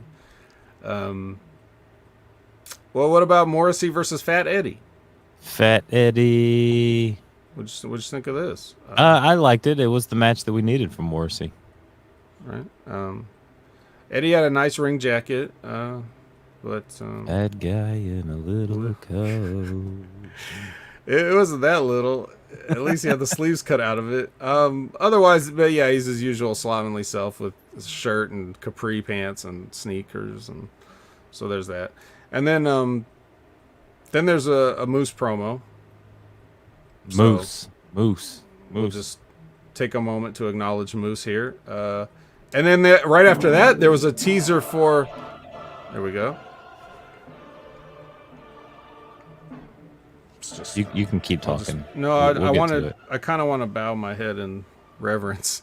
There was a teaser for the Drama King, and I was kind of thinking like it's been a lot longer than 90 days with that guy. Where's he been at, bro? What has he been doing? Has he done anything? I don't think so. Does he have a podcast or something? Does he want to be on this Conrad. one? Not this one. Not even. Yeah, that's the one guy Conrad doesn't have. So Aiden English could be on his way. Let's see. Next is Shira and Fulton interrupt a very riveting interview with Miguel Contreras. And this is where we get No Way Jose and David Finlay versus versus these two guys. Volleys here. Random tag match here as Scott the D Teddy Long comes out. We've got a tag match play. I don't know what to do with you two, so I've got 2 guys that know what to do with you, and out come Finjuice. And Finjuice go over here, and as I kind of said at the top of the show, I thought Juice Robinson was No Way Jose there for a second with the fro and everything. Can you imagine if this was real? Can you imagine having a pay-per-view and then you just in the middle of it decide that you're going to have an impromptu match? And what if these guys went like 45 minutes? You ruined your pay-per-view and you had to go off the air early or something. We're going Broadway, 60 minutes here. Yeah. Like, you know, you can't if in real sports, no, you know, man, that was not Teddy Long. They have a time limit and stuff, so they plan these things out. But what if you were watching the Super Bowl and then another team did a run in and was like, "We want to play like the Tampa Saints Bay a few Buccaneers." Years ago when they lost due to that bad call, they just showed up like, "No, we're taking the field too. The Rams screwed us. The refs screwed us. We're taking the field." Yep. What if? What if? Why not? You know. It was Jimmy Wayne Yang. Jimmy Wayne Yang made the run in on TNA. Yep. Yeah. So at least, I mean, there was one weird thing about this. Did you notice how like Fulton was like slapping Shira and he's basically screaming the concept of tag team wrestling at him and slapped him, and then Shira just stepped outside the ropes and waited on the apron like a nice young man, like a nice polite young man. Like what the hell was that about? That was weird. This whole match was weird. But it didn't last that long. That was a good thing about this match. I have a note on this that at least this was quick. All right, now let's get to the meat and potatoes of this. Moose versus Sabin is here. This is finally happening. Let's start with the positives. Moose's gear. Moose. He looked like Mace from Call of Duty. If anyone knows, there was a Mace package that you could buy where Mace had this gold mask, and Moose looked like he basically just took that skin and like made his tights in honor of that Mace skin from Call of Duty. I thought he was going for like a Zeus thing, but oh yeah, it could have been. Yeah, I like he's it the too. wrestling god. You see, He's the wrestling and he god. made reference to Mount Olympus and things, so I just assumed it was that. All right, well, let's hope that the Yanks can hold on to their 3-0 lead in the 7th. But, yeah, so Moose comes out looking like this and looking like he looks and with this gear and everything else and keeping the tradition with a lot of these people have some nice new gear made for this big event. And then Saban just walks out with his denim jacket. And you're just like, okay, I can see where this is going, except, you know, as we'll see, we couldn't. Yeah, there's some good stuff in this match from both the guys. I'm not sure where Chris Sabin learned the leg whip, but I think if he paid anybody to teach him that, he should get his money back because those were fucking rotten. And yeah, so they just had they had a match. I mean, it's not how I would have done it, but they had a match. But the finish here, Colin. My God, the finish. It was wrong in every way that you could be wrong in a finish.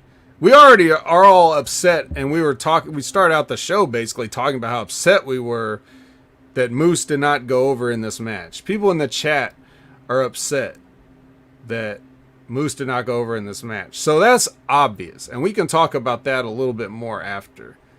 But let's look at the way this actually went down. It was Saban tries a pin, Moose kicks out. Saban tries a pin, Moose kicks out. Saban tries a pin, Moose doesn't kick out. Since when has that ever been a finish in wrestling? Since last night. They invented a finish. Good for them. It's either one pin out of nowhere, or you do this spot and do 3 kickouts. This is after Saban's been selling all the beating that he's taken. And then he tries to get a pin real quick to stay alive. And then he pins Moose again and Moose kicks out. So now he's building up to his comeback. And then from there you go into whatever comeback you're going to have. You don't just do 3 pins and win on the 3rd one at the end of the match. That's not how you do that. Whose idea was this? I want names. I want to know where everyone can direct their hate. I don't know if he's... Dreamer. I don't know if Scott D'Amore came up with the finish for this match. I don't think Tommy Dreamer came up with the finish. It was probably delegated to someone else. Probably Brian Myers. Fucking going by the match he fucking had, it was probably him. So that was wrong. The way they did it was wrong. That they did it was wrong. And you don't beat Moose. You don't do that, guys. He just resigns to get beat. What is going on here? You can't do that. It is Dixie Carter's fault. But do you remember when we started this, and we've never not been on the Moose train, but you remember me saying that they're not on the Moose train over there. I said that.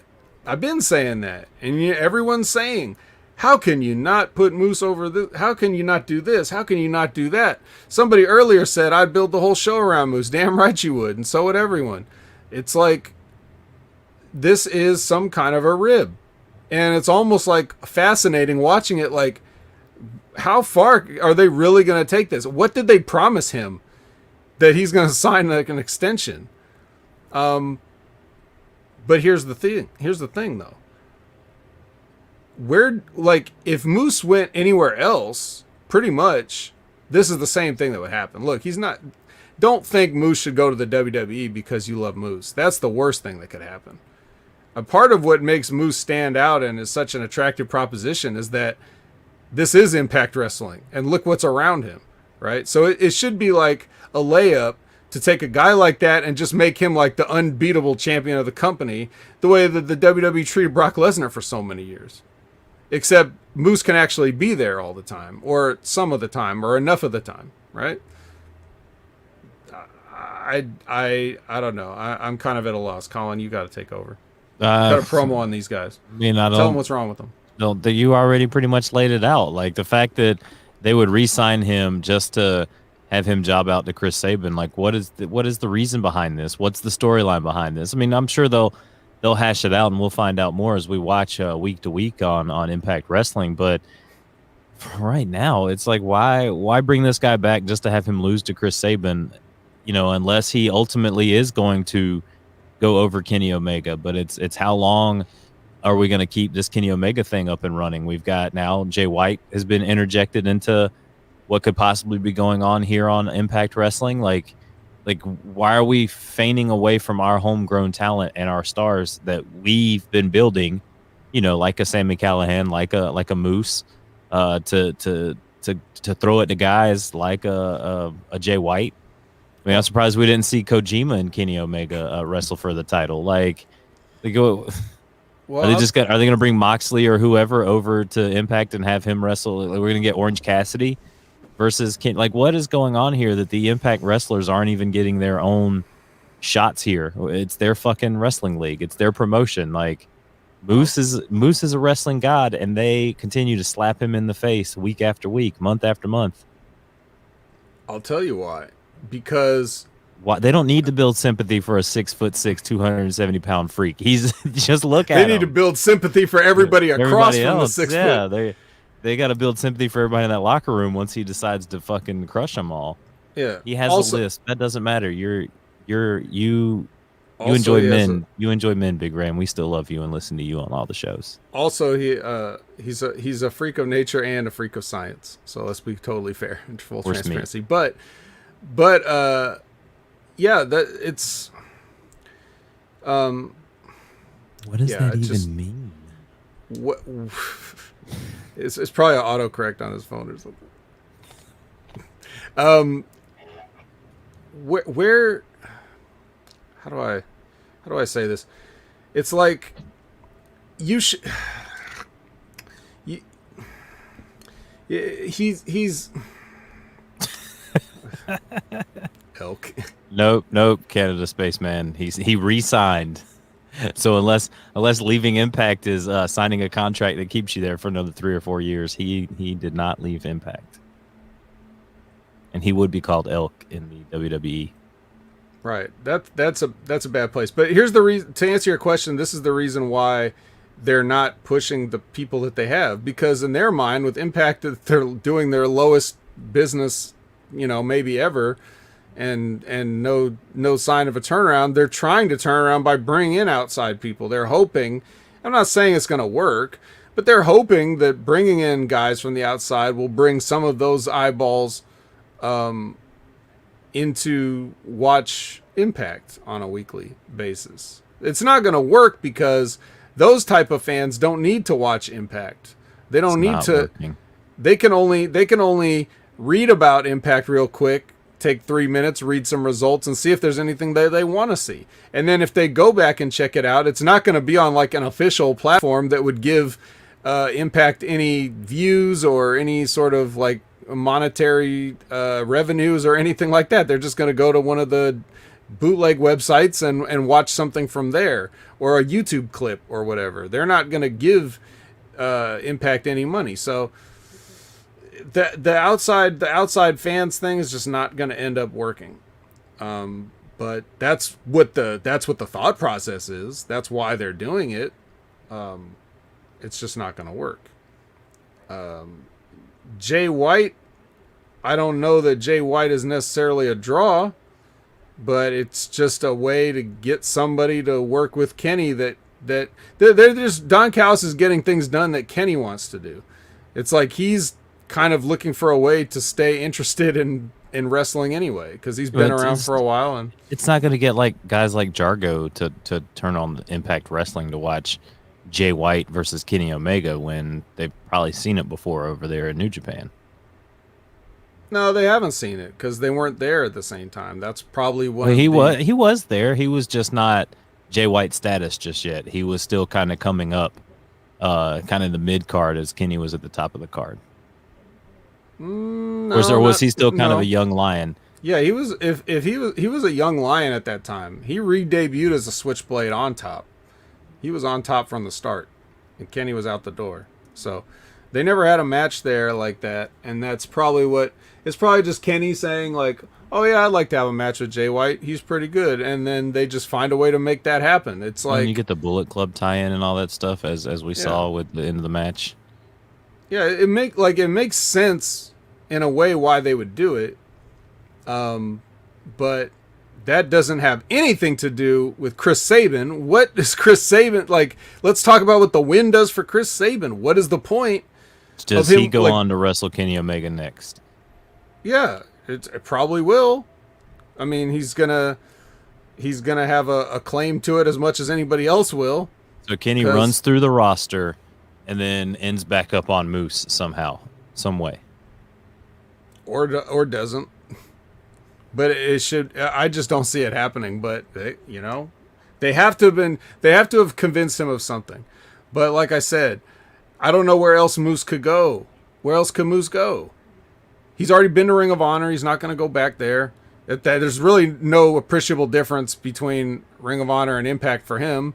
He could go to NWA, but I don't know if that's really going to fit his whole thing right now, and they're probably not paying as well. If he goes to the WWE, he can get the most money, but he's not gonna, they're gonna completely marginalize him.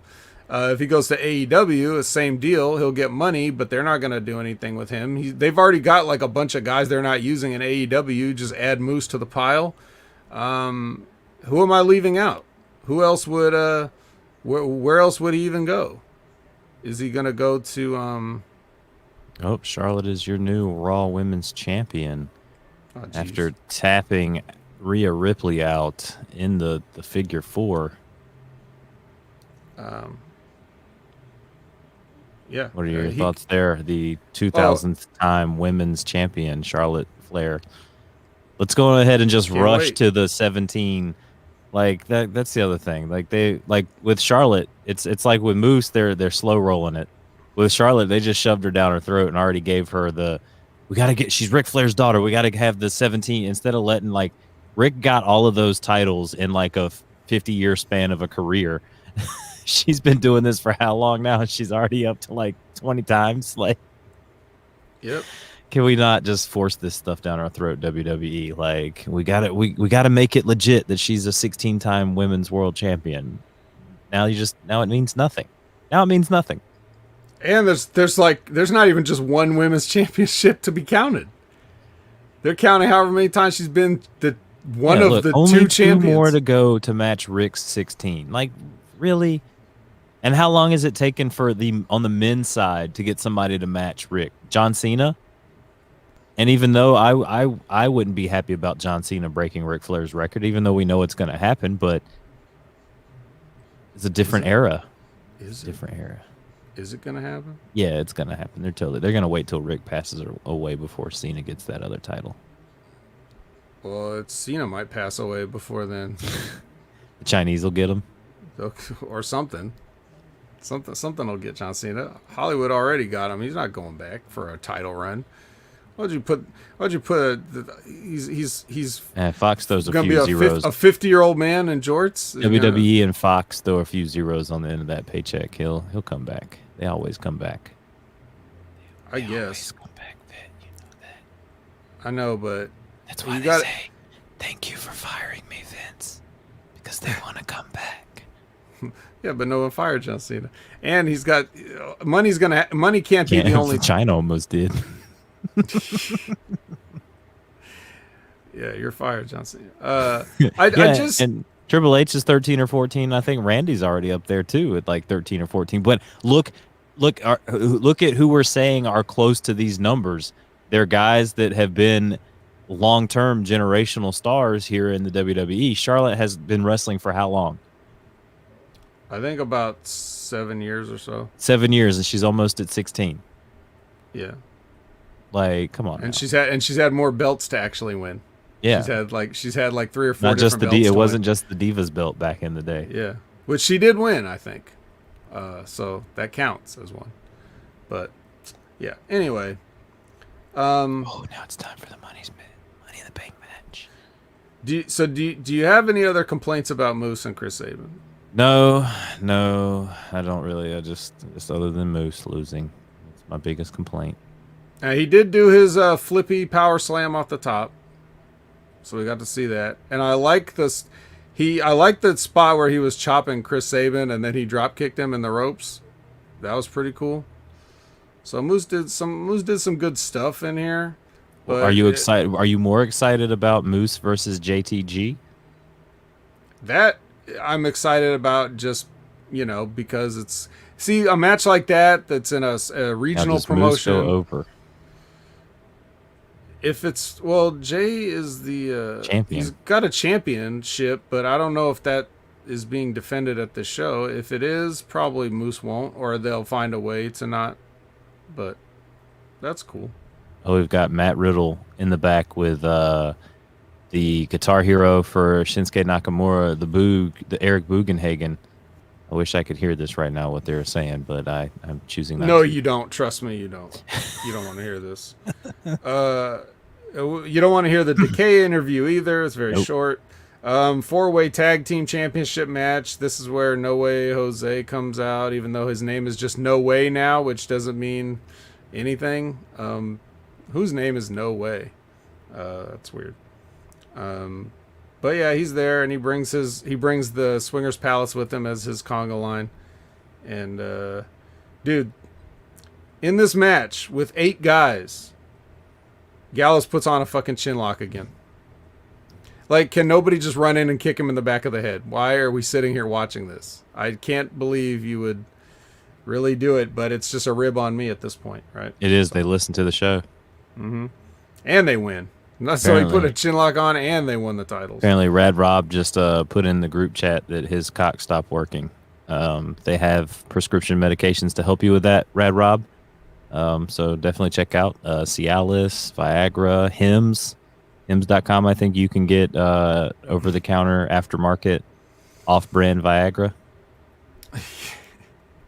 Blue Chew? Put the Blue Chew in there to get your cock to start working again. That's right. Well, it never stopped, baby. Next is unless you had anything to add on that. No, I didn't. We can go. Certainly didn't think you. Good Brothers go over here. They retain their titles. Whoop-de-doo. No, they regain them. Is it time for Deonna Purrazzo yet? It's time. Deonna Purrazzo versus question mark, and then they show Alicia Zapatella in the audience. Who's that, Colin? I have no clue who that is. What? If anybody knew who she was, it'd be you. An Invicta MMA champion.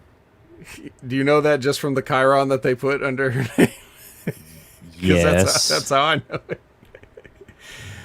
Yeah. It's bad when the MMA guy doesn't know who you are, because, like, who else is going to know then? If Colin doesn't know, literally which of their fans are ever going to care about this? I don't watch Invicta. I should. The women are pretty good. Yeah, right. Over there. Did you watch Misha the other night? Misha? No, I didn't. I did not see Misha fight the other night. She come back. She won. That's good. Who'd she fight? She some old lady. She pummeled her until she. Good job. She got Misha. a stoppage. She's gonna try to make that last run for the title here. That's good. I listened to MMA Tonight, and she's a host on that show, and they were hyping her up for the match that she had. Well, was she been on like doing MMA talk and out of the fighting for the past 5 years, and just been on the? Has she been doing these shows for the past 5 years? Yeah, so it's one of those things where, like peripherally, she's still watching the fights. Like, she's a president of PFL. Like, she's high ranking in one of those other promotions or whatnot, but she also watches it and talks it. So it's not like she's still mentally in the game, because she's breaking down fights and talking about it on MMA Today, I think twice a week. Yeah, and then of course she's still in the gym. Got the itch. She just got the itch she's again. Still in the gym training and stuff like that. So maybe she's taking time off.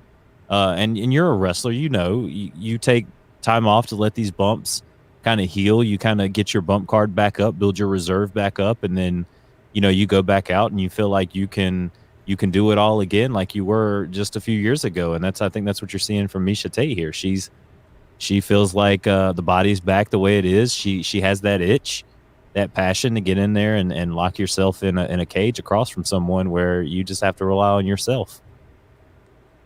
Yep. I can attest to the fact that everything you said about being a wrestler is not the case. No one ever does that unless they're forced to.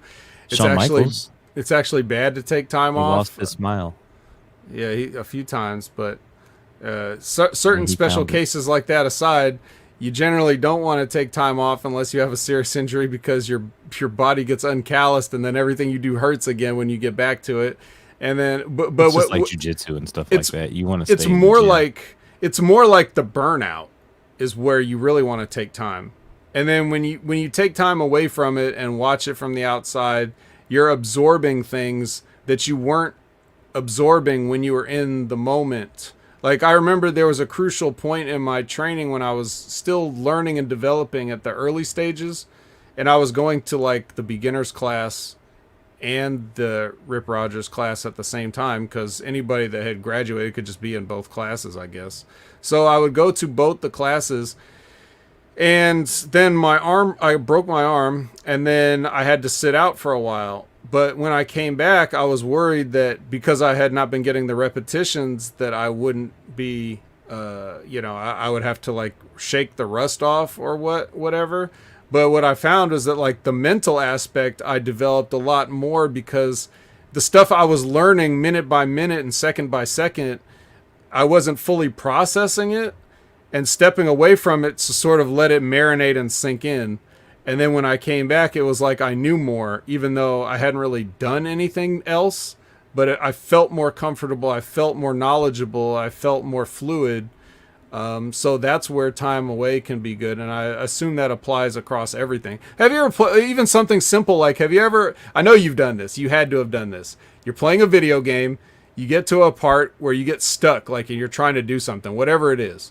Any kind of game, whatever it is, and you try a bunch of times, and the more you try it, the worse you get at it, and then you just stop playing, and then like the next time you fire up the game, you go to back to that part and do it on the first try. How many times does that happen? Oh God, so many. Skyrim, Legend of yeah. Zelda: Ocarina of Time. When you fight the Link that you have to either charge up, I think, or you can throw bombs at it. When I realized that you could throw bombs at it, it was like the easiest thing. I was like, oh, I'll just throw bombs at it. Okay.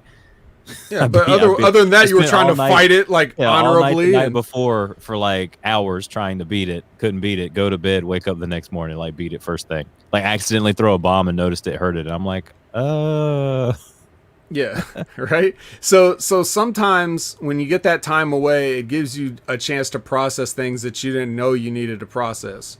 And that's probably what happened to Misha, and she probably after so many years of frustratingly watching just being like, you know what, I'm not too old, I could still fight here. So she did all right, but like, this woman was not necessarily a contender. So Morrison out, and the Miz is out also in a wheelchair. yeah, he's been in a wheelchair for a while. It's his new thing. That's cool. I like it. So the mystery opponent for Deonna Purrazzo, who is it? It was Thunder Rosa. How'd you feel about this choice? I like this choice, even though Thunder Rosa looks better in ring and performance-wise than Deonna to come in and kind of show up your Impact champion here. Deonna, you're very curvy, you're very beautiful, but you definitely got to get to some shape on that buttocks of yours. Like you're starting to get the Havoc, the Jordan Grace like thighs and buttocks area, and it's just not all that appealing. Like you're definitely hot, and I love curvy chicks like that, but it's not. You're I know what you're saying. Your Colin. wrestling gear looks just like so terrible. I know it was bursting at the seams. Literally, did you notice how the netting on the legs was like separating from the actual main part of the gear? Like the stockings were breaking off. And you can tell she's thinking through her motions. She's not moving as fast as she would when she was a little bit lighter Virtuosa. Now, you're carrying that little bit of extra weight in the hammies, and it's showing as you're doing those up downs. It takes a lot. Look, I've done jiu-jitsu. It takes a lot of energy to continuously get up and get down, get up and get down, get up and get down. And your getting up and getting down looks very, very slow. Yeah. That's you're right. And did you notice? Look, the But Canada Spaceman is not enjoying us talking about. Deanna looks great, and Havoc lost weight. Both look healthy. Spaceman loves the ladies. He appears to love them in all shapes, sizes, and colors. There's So, nothing wrong with that. But there's nothing wrong with that. It's a But cosmetic business. And when your champion right. is going up 'Cause against she's somebody not- that looks like Thunder Rosa, and then Mickey James, there's bro- just going to be issues. Bro, the issue is not being a fat chick. The issue is you're not fat enough to be the fat chick. You just look like you're too tweener. big to be the small chick, right? So that's all. But and she's always been like, I've never seen Deonna Purrazzo not overweight, but it's starting to get a little more noticeable. But that, you know, and did you notice though, she did take the precaution this time, because I guess when she heard me talk about her gear the last big show, she had boob tape on. Did you see the boob tape? Mm-hmm. Okay, so she's learning. Did you also know that you can get a cameo from your favorite Impact stars, Colin, right now? Yes. If you go to cameo.com, you can have, you know, you can have Deonna Purrazzo tell you about what she's got on her menu for the day. Can we do it with Caleb and the K and Tennille so we can get more selfie action going here? Some more selfies. Nice. Selfie action. Nice. Oh, bro, dude, I saw that ring like in a store. It's $50. That halo, that lighting halo. Oh yes. I forget what it's called. It's about $50. We're gonna get it. Maybe. But yeah, so we can do Vetti on the street. Vetti with on your the street halo for $1. Name this women's wrestler. Yes. And get a cameo from him for $1. $1. Deonna wins. Do you think this woman is Canada Spaceman's favorite wrestler for $1? I'm gonna say so Mickey appears with an invitation to Deonna to be at the all women's pay-per-view Empower. Yeah. But did Deonna accept, or did she just bitch about it? I think she just bitched about it and then told her to go get her trash bag. Yeah. Yeah, Sonic, look at this. We're just 2 steps away from regular people just being able to pay to hang out with celebrities. Also, I don't know if you noticed, there is a little bit of a busted open feud that spilled over on the Thunder Rosa Deonna Purrazzo match. There were a few marks out in the audience that were chanting David LaGreca, Dave LaGreca, because he has heat right now with Thunder Rosa. They had like a little kerfuffle at a Mission Pro Wrestling down in Texas. And apparently Dave LaGreca got in the ring, tried to confront Thunder Rosa, and she whooped his ass. Oh, well, that was all set up. No, are you sure that it's not a shoot? You think that's all will work? Are you sure about that? Well, I wasn't there. I'm gonna do my Dumb and Dumber gif and be like, "Are you sure?" Yeah. Yeah. Yeah, I didn't hear about that, but that's interesting. But back to the cameo thing. Have you ever seen a cameo that wasn't sad? Danhausen's cameos are not sad. I can understand that. Then I would get a Danhausen cameo. I think that's the only, and a Ben Hameen cameo. Those are probably the only 2 cameos that I would buy. Yeah. It's really bad when like they just start rambling. You know, I just feel so bad for everybody involved. Or like, you know, when somebody gives you like somebody gets something for their kid, and it's like the kid couldn't possibly know who this is. You know what I mean? So they're just like, what is going on here? What am I supposed to do with this? I don't know, man. Are you pulling up a cameo now? Are you pulling up a Danhausen cameo? He's not selling it. Or maybe he froze. Did he freeze? All Elite Scooby-Doo. Exactly.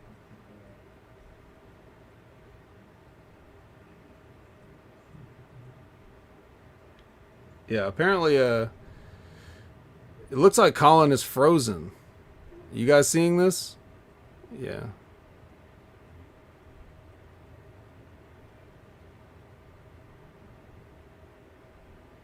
Yep. Yep. He froze. He'll be back, though. He'll be back in a second. Oh, the Yanks are up 7-0. What? Is it still 7th inning? Man. Hey, what's up, Wolfers? Yeah, I'm just, Oh, shit. Colin says his internet just went out. Okay. Well, I'll go ahead and keep on going with the show then, because that's the direction.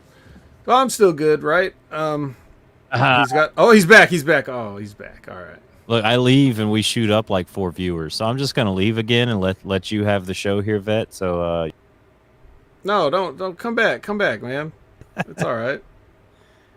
That was just a coincidence. I was using too much data, He said pulling he's up frozen. Danhausen cameos, screwing everything up.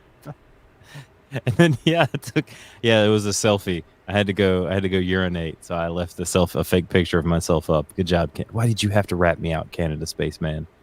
That was slick. You had me fooled. Speaking of had me fooled, this title match with Kenny and Sammy. What did you have to say about this? Because I feel like you can go either way on some of these like hardcore type matches, which is of course what this ended up being. Because you just can't have Sammy Callahan in a It's a regular Sammy match. Callahan match. Yeah, you couldn't possibly. I mean, when he broke out the pizza cutter and they brought up the MDK, the John Moxley, and then he took the pizza cutter to the face, because that's the whole pizza cutter David Arquette Nick Gage thing that happened, where Nick Gage, like, they talked before the match not to do that, and then Nick Gage literally brought the pizza cutter out and like started cutting on David Arquette's face. Like, so that was very interesting. I'm surprised Kenny let him do that. I think Kenny needs to kind of slow down with he doesn't want the Dustin Rhodes forehead. like those guys, like the Abdullah the Butcher forehead, where you can tell all the times that people have been gigged. That pizza cutter did not cut Kenny Omega. That was a yes, I'm sure. It was a gimmick. I'm saying pizza cutters don't even cut pizza. How many times have you do this to me, Vet? How many times have you tried to cut a pizza? Like, you run the pizza cutter across and you think it's done, and then you go to pull the slice off and it's just stuck there. They should have done what Superhuman did and had cheese graters out there. Did you see Superhuman's trampoline front flip into a pool with light tubes, with cheese graters on top of the light tubes, and then Legos and another assortment of sharp, pointy objects inside the pool of water? So he cuts this flip, goes through the light tubes, through the cheese graters, and then like lands in the pool. Hardly any water. I missed it. Oh, you should check out Superhuman. Is Superhuman that mentally handicapped kid? Fuck this shit. Whoop whoop. I believe so. Yes. So the deal is, like, if you're with all these hardcore matches and stuff, if you're fighting in a kitchen, I can understand a fork and a pizza cutter and say using this stuff, but or the ECW arena. If you're in a wrestling ring and this is a match that you could choose what to bring, why would you choose to bring a pizza cutter? Why wouldn't you bring like a katana or something? What the hell would you stop yourself at a pizza cutter for? That's so fucking dumb, and that's exactly like the mindset that these people have. Yeah, why don't you shoot him? Exactly. What? Why don't you forget Shotzi's tank? Bring a real tank. Just roll over him. Yeah, Michael Scott would have had a gun in there this evening. Yeah, I can't. These guys, it's hopeless. It's like, why even comment? But well, did you enjoy the moonsault where Kenny completely missed the moonsault with the trash can, and he landed on the ankles? Yeah. Oh, that wasn't a strategic move to soften up the ankles for one of those moves that Kenny does that has nothing to do with ankles. Yeah. Yeah. And then of course I kind of alluded to it earlier. Sammy is doing the Kenny Omega Terminator thing, and Kenny's just standing, like they're shooting from in front of, and you see Kenny's just standing there watching and waiting. And of course they shot the shot where Kenny goes outside the ring and you see like the lid of the trash can and all that stuff, and you're like, oh, I know exactly what Kenny's about to do. As soon as he goes and charges towards the rope, Kenny's gonna hit him with the trash can, and then like the selfies, they took too long with this little spot. It takes you out of the match as the viewer, and lo and behold, the crowd finally picks up and starts doing the finally, and he gets up, runs the ropes, and as soon as he goes to dive through the ropes, he hits him with the fucking trash can lid, and it's like Dave Meltzer's probably milking himself at home right now watching this match. Or at least he's going to put out the front that he did. I'm sure he didn't like it any more than I did. Here's a comment from Spaceman. It looked like Sammy was grabbing the fork, pizza cutter, etc. from under the ring. Well, there was no spots where Deonna Purrazzo had to appear when the lights went out, so I don't know why they would have kept, like that stuff would be under there normally. So I don't know. You know what else is dumb is Kenny Omega chopping a guy with a chest protector in a no DQ match. That's 2 levels of dumb. But I mean, what do you expect? This is what we have to work with here. Did you like the thumbtack knee shot there? The thumbtack V trigger, where he dipped his knee pad in the tacks to get a really good coating on the knee pad before he slammed it into Sammy's face. Yeah, I don't know. Was that supposed to be threatening, like as though the thumbtacks weren't the opposite direction from the effective way? It's very reminiscent of Hot Shots Part 2, where he's fighting in the Muay Thai match, and the guy puts his hands in the nails in the glass, and then there's Charlie Sheen like hot fudge and the caramel and sprinkles and peanuts. God, I love those movies. Yeah. It's almost like it's no less ridiculous than that. No, if you really look not at any it. less ridiculous than that. I mean, I don't get the thumbtacks thing in general, but that's if that's what they want to do. There's always There's always a velvet bag of thumbtacks around. Like, why doesn't anybody ever have like the little plastic case that they come in that you hang on like a peg hook or whatever at the store? Like, how come somebody just doesn't have one of those? Why is it always in like a crushed velvet bag? Like, the Crown Royal bag that they had. Yeah, it looks like a Crown Royal sometimes. They'll just have like a purple bag. What's in the sack? Oh, it's thumbtacks. Yeah. So this whole thing was garbage. The match was garbage, literally and figuratively, and and after all that, and some dangerous pile drivers in there, and after all that, Sammy still didn't win. So, going back to the whole Moose thing and what we were talking about, what's next for everybody based on this, and then we see Jay White come in. It ain't gonna be Jay White, let me tell you that right now. But I don't like Jay White coming in to do a job to Kenny Omega for no reason.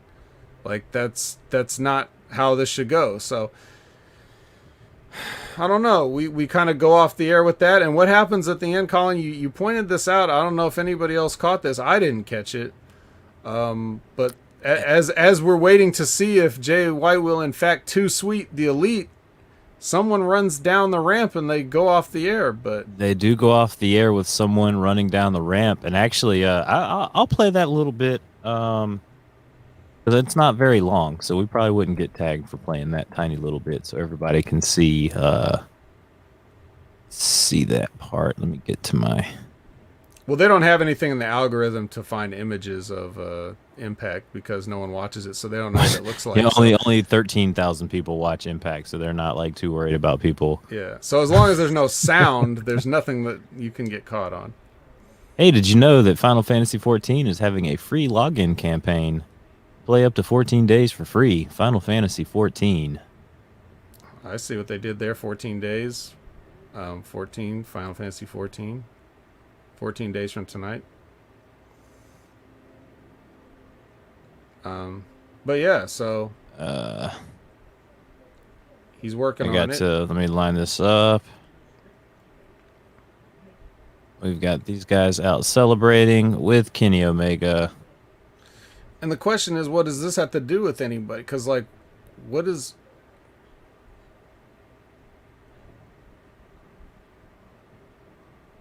Right here. So we'll start it from here, ladies and gentlemen. Just keep an eye.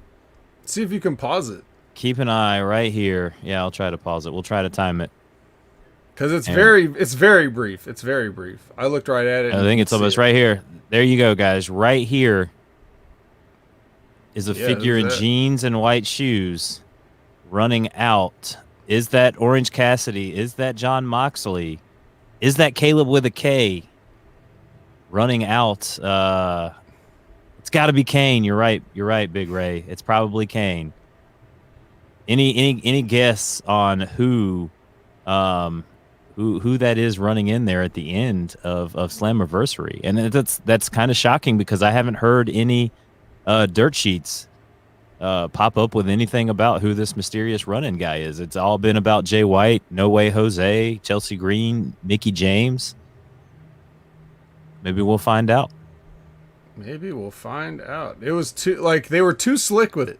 They were too slick. They were so slick nobody noticed. That's and that's hard in this day and age to get fans to not see something, because no matter how insignificant you think something is, I'm good. I'm the one that found that. That's 100% Colin. That's 100% Colin. I'm not even gonna try to pretend. And I was looking right at it, but I wasn't looking at the ramp, so that was weird. That is weird. Who is that running in? There is, I think it's Orange Cassidy. I think they're gonna have Orange Cassidy go over Kenny Omega for that AEW title. Think so, huh? I think Tony Khan would pull that trigger. That V trigger or the O trigger, if the you O will. trigger. Because there's a lot of people that put Orange over, like even Tommy Dreamer. He said that he didn't really get the Orange Cassidy gimmick until he wrestled in a match with him, and then he's kind of like, oh, okay, now I kind of get what the whole part of this gimmick is. I guess because they laid the match out and they talked about it in the back. He's like, okay, I get it now. So it might be maybe all of America has to wrestle with Orange Cassidy to actually get the gimmick. Do you feel that way? No, I get the gimmick. I just don't think that there's a hell of a lot you can do with it. Because it's like, to me, the idea of having a guy that's very lazy and doesn't want to do anything, but then gets like kind of snapped out of it, it just seems weird that he would ever continue going that way if he ever got snapped out. And he takes a lot of beatings to get to that point. But it's like you already know he's going to do that, so it kind of doesn't make sense logically. But I mean, I don't know. I don't really have a problem with it. I didn't have a problem understanding it. I got it basically the first time I ever saw it, and I also realized that there's a ceiling on it. But that's the thing about having your own wrestling company. You can just ignore that ceiling, or you can redesign the building and raise the ceiling. And the ceiling is the roof. Yes, I think that was GGP. Mm-hmm. Yeah. GGP's making the rounds. He's on Impact. He's on AEW. But yeah, but as far as Orange Cassidy goes, like he's not bad, but he's like in that gimmick, and he's got to have that gimmick because somebody's got to. If not, he's just another slightly smaller than average guy that's running around here in the wrestling business. But at least he's in shape. I mean, I'll give him that. A lot of these guys ain't even that. Oh, he finally got it. He finally got it.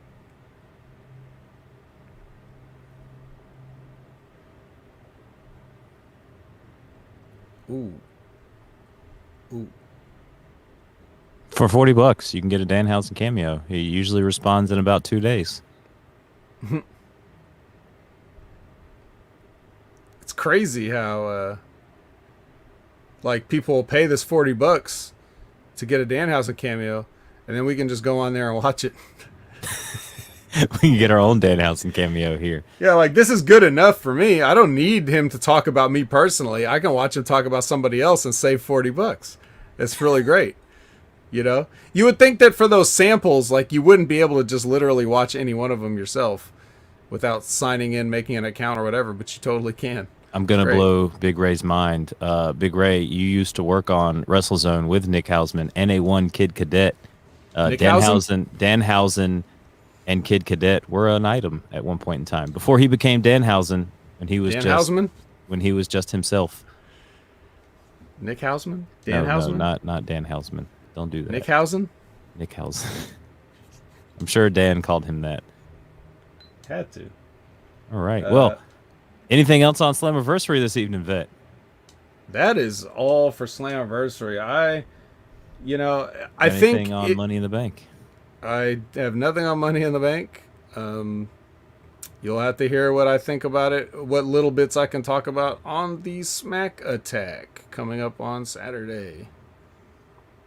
Let's see if the men's match is over. If we've got a winner, I think Big E over strong here. Oh, the WWE's version of Jay White is laying in the middle of the ring right now after having power bombed Kevin Owens over the top rope onto a ladder that was perfectly placed to break Kevin Owens' fall.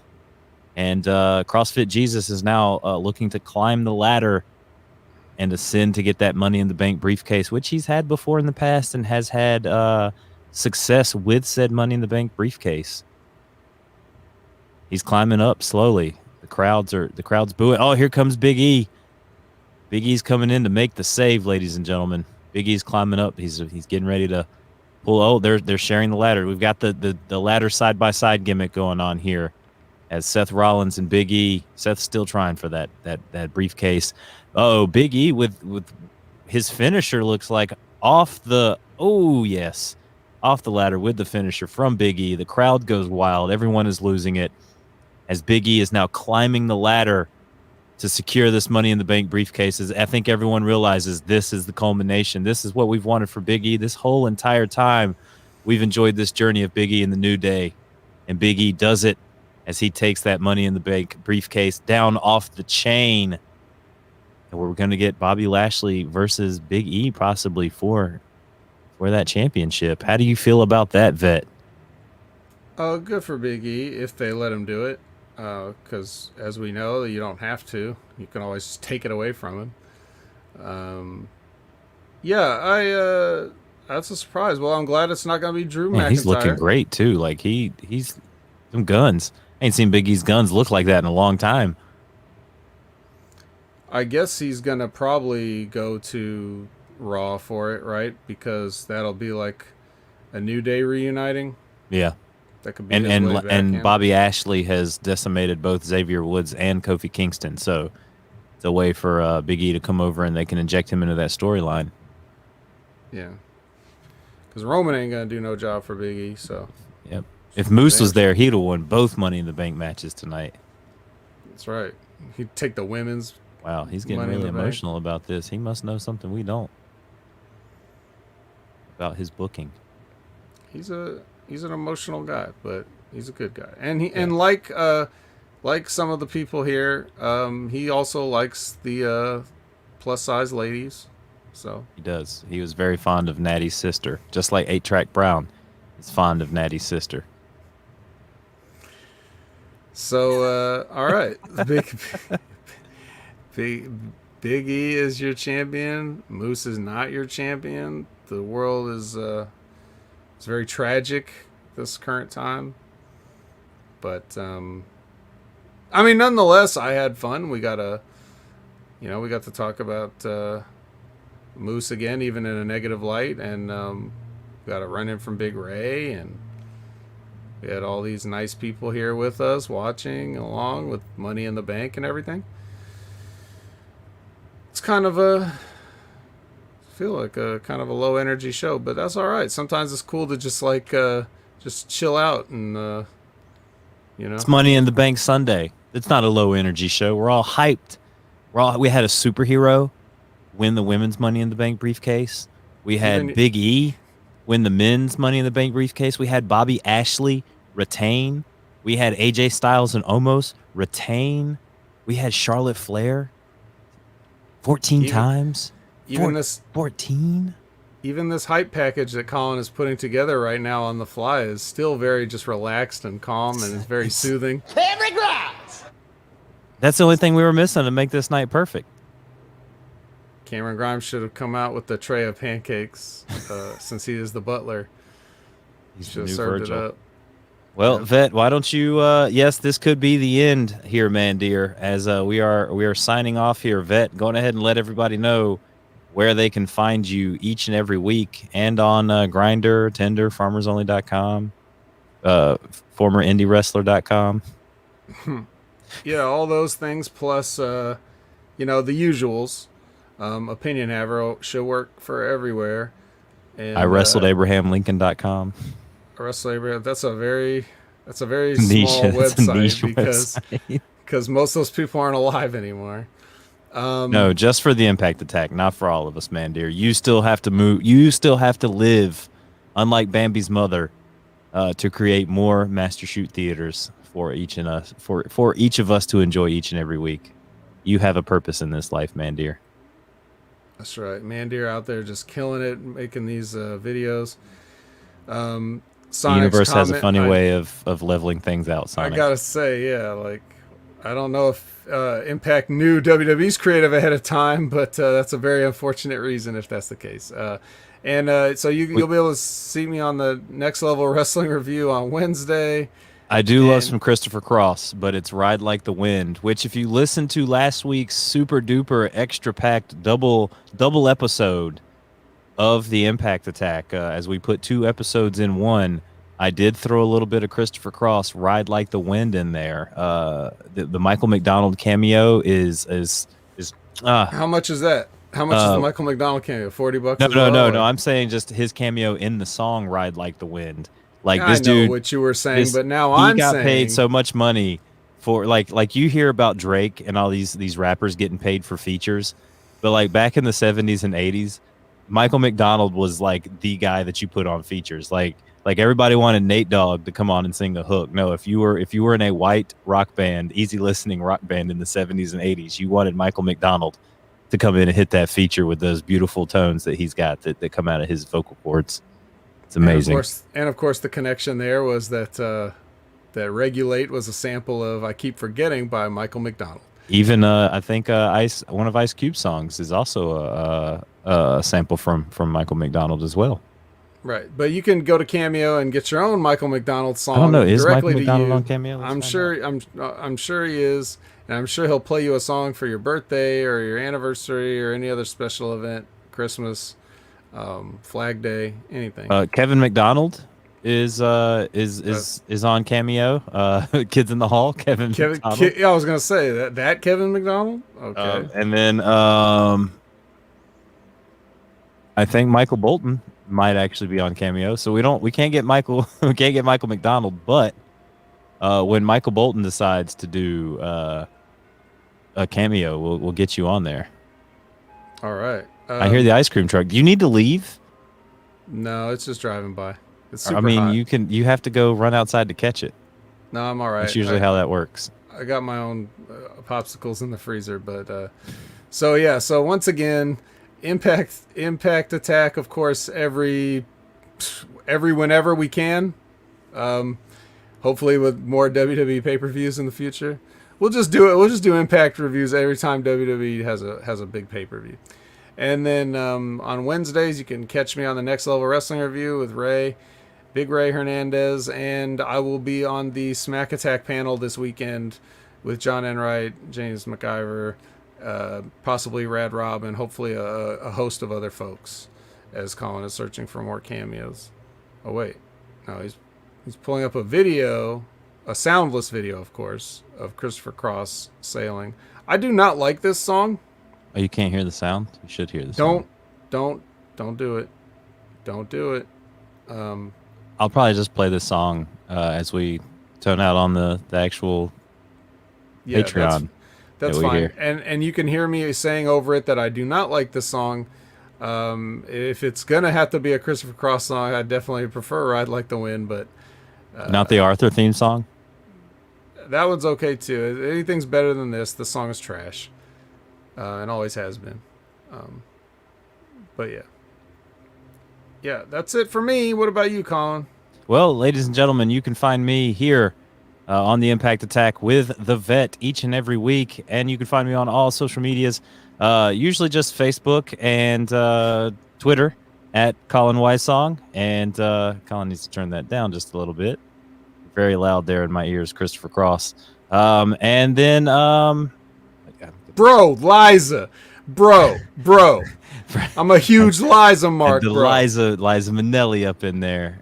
Here we go. We're gonna play this to go out. Fuck all of you. Ride like the wind. It's the best of Christopher Cross here on youtube.com/Hameen Media Group. That's totally not the the URL for that. But you can go to patreon.com/Hameen Media Group. Did you like how Big Ray and I cannot get down that we are not on Podbean anymore? It's becoming a problem. It's totally a problem. It could just be a gimmick that But we you know do it's here. You know it's not a problem, Colin. What's the A that? show.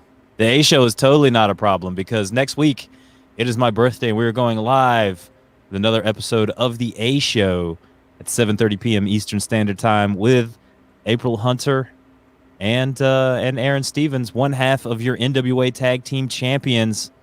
That Aaron Stevens, ladies and gentlemen, and we did a little backstage where he I don't know if you saw his little vague tweet that he sent out where. He sent out a tweet about the robe that he used to wear as the intellectual savior of the masses, and now he did kind of drop that. No, not that Chris Cross.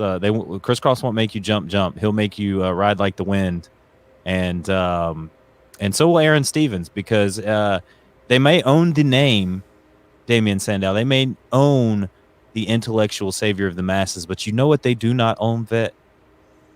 Him holding the microphone like a wine glass. That, and they do not own the robe and the towel that he can wear under said robe. So you may see Aaron coming back in the NWA wearing the robe, rocking the greatness of the intellectual savior of the masses. So yeah, there's that. There's the A show each and every week. Go and check it out. We're going to have a lot of fun Tuesday. There's no telling what they're going to have in store on top of all the other shenanigans that they have. Peck twitching, Aaron and April shaking their boobs. We actually had one of our guests did a wood carving, like a wood burning sign of like the A show, and April has one for Aaron, and she puts one behind her for the show. It'd be great if we could get one for like right here, just like over my shoulder. It says the A show or something like that. That would be really cool. And who's Macho Man gimmick?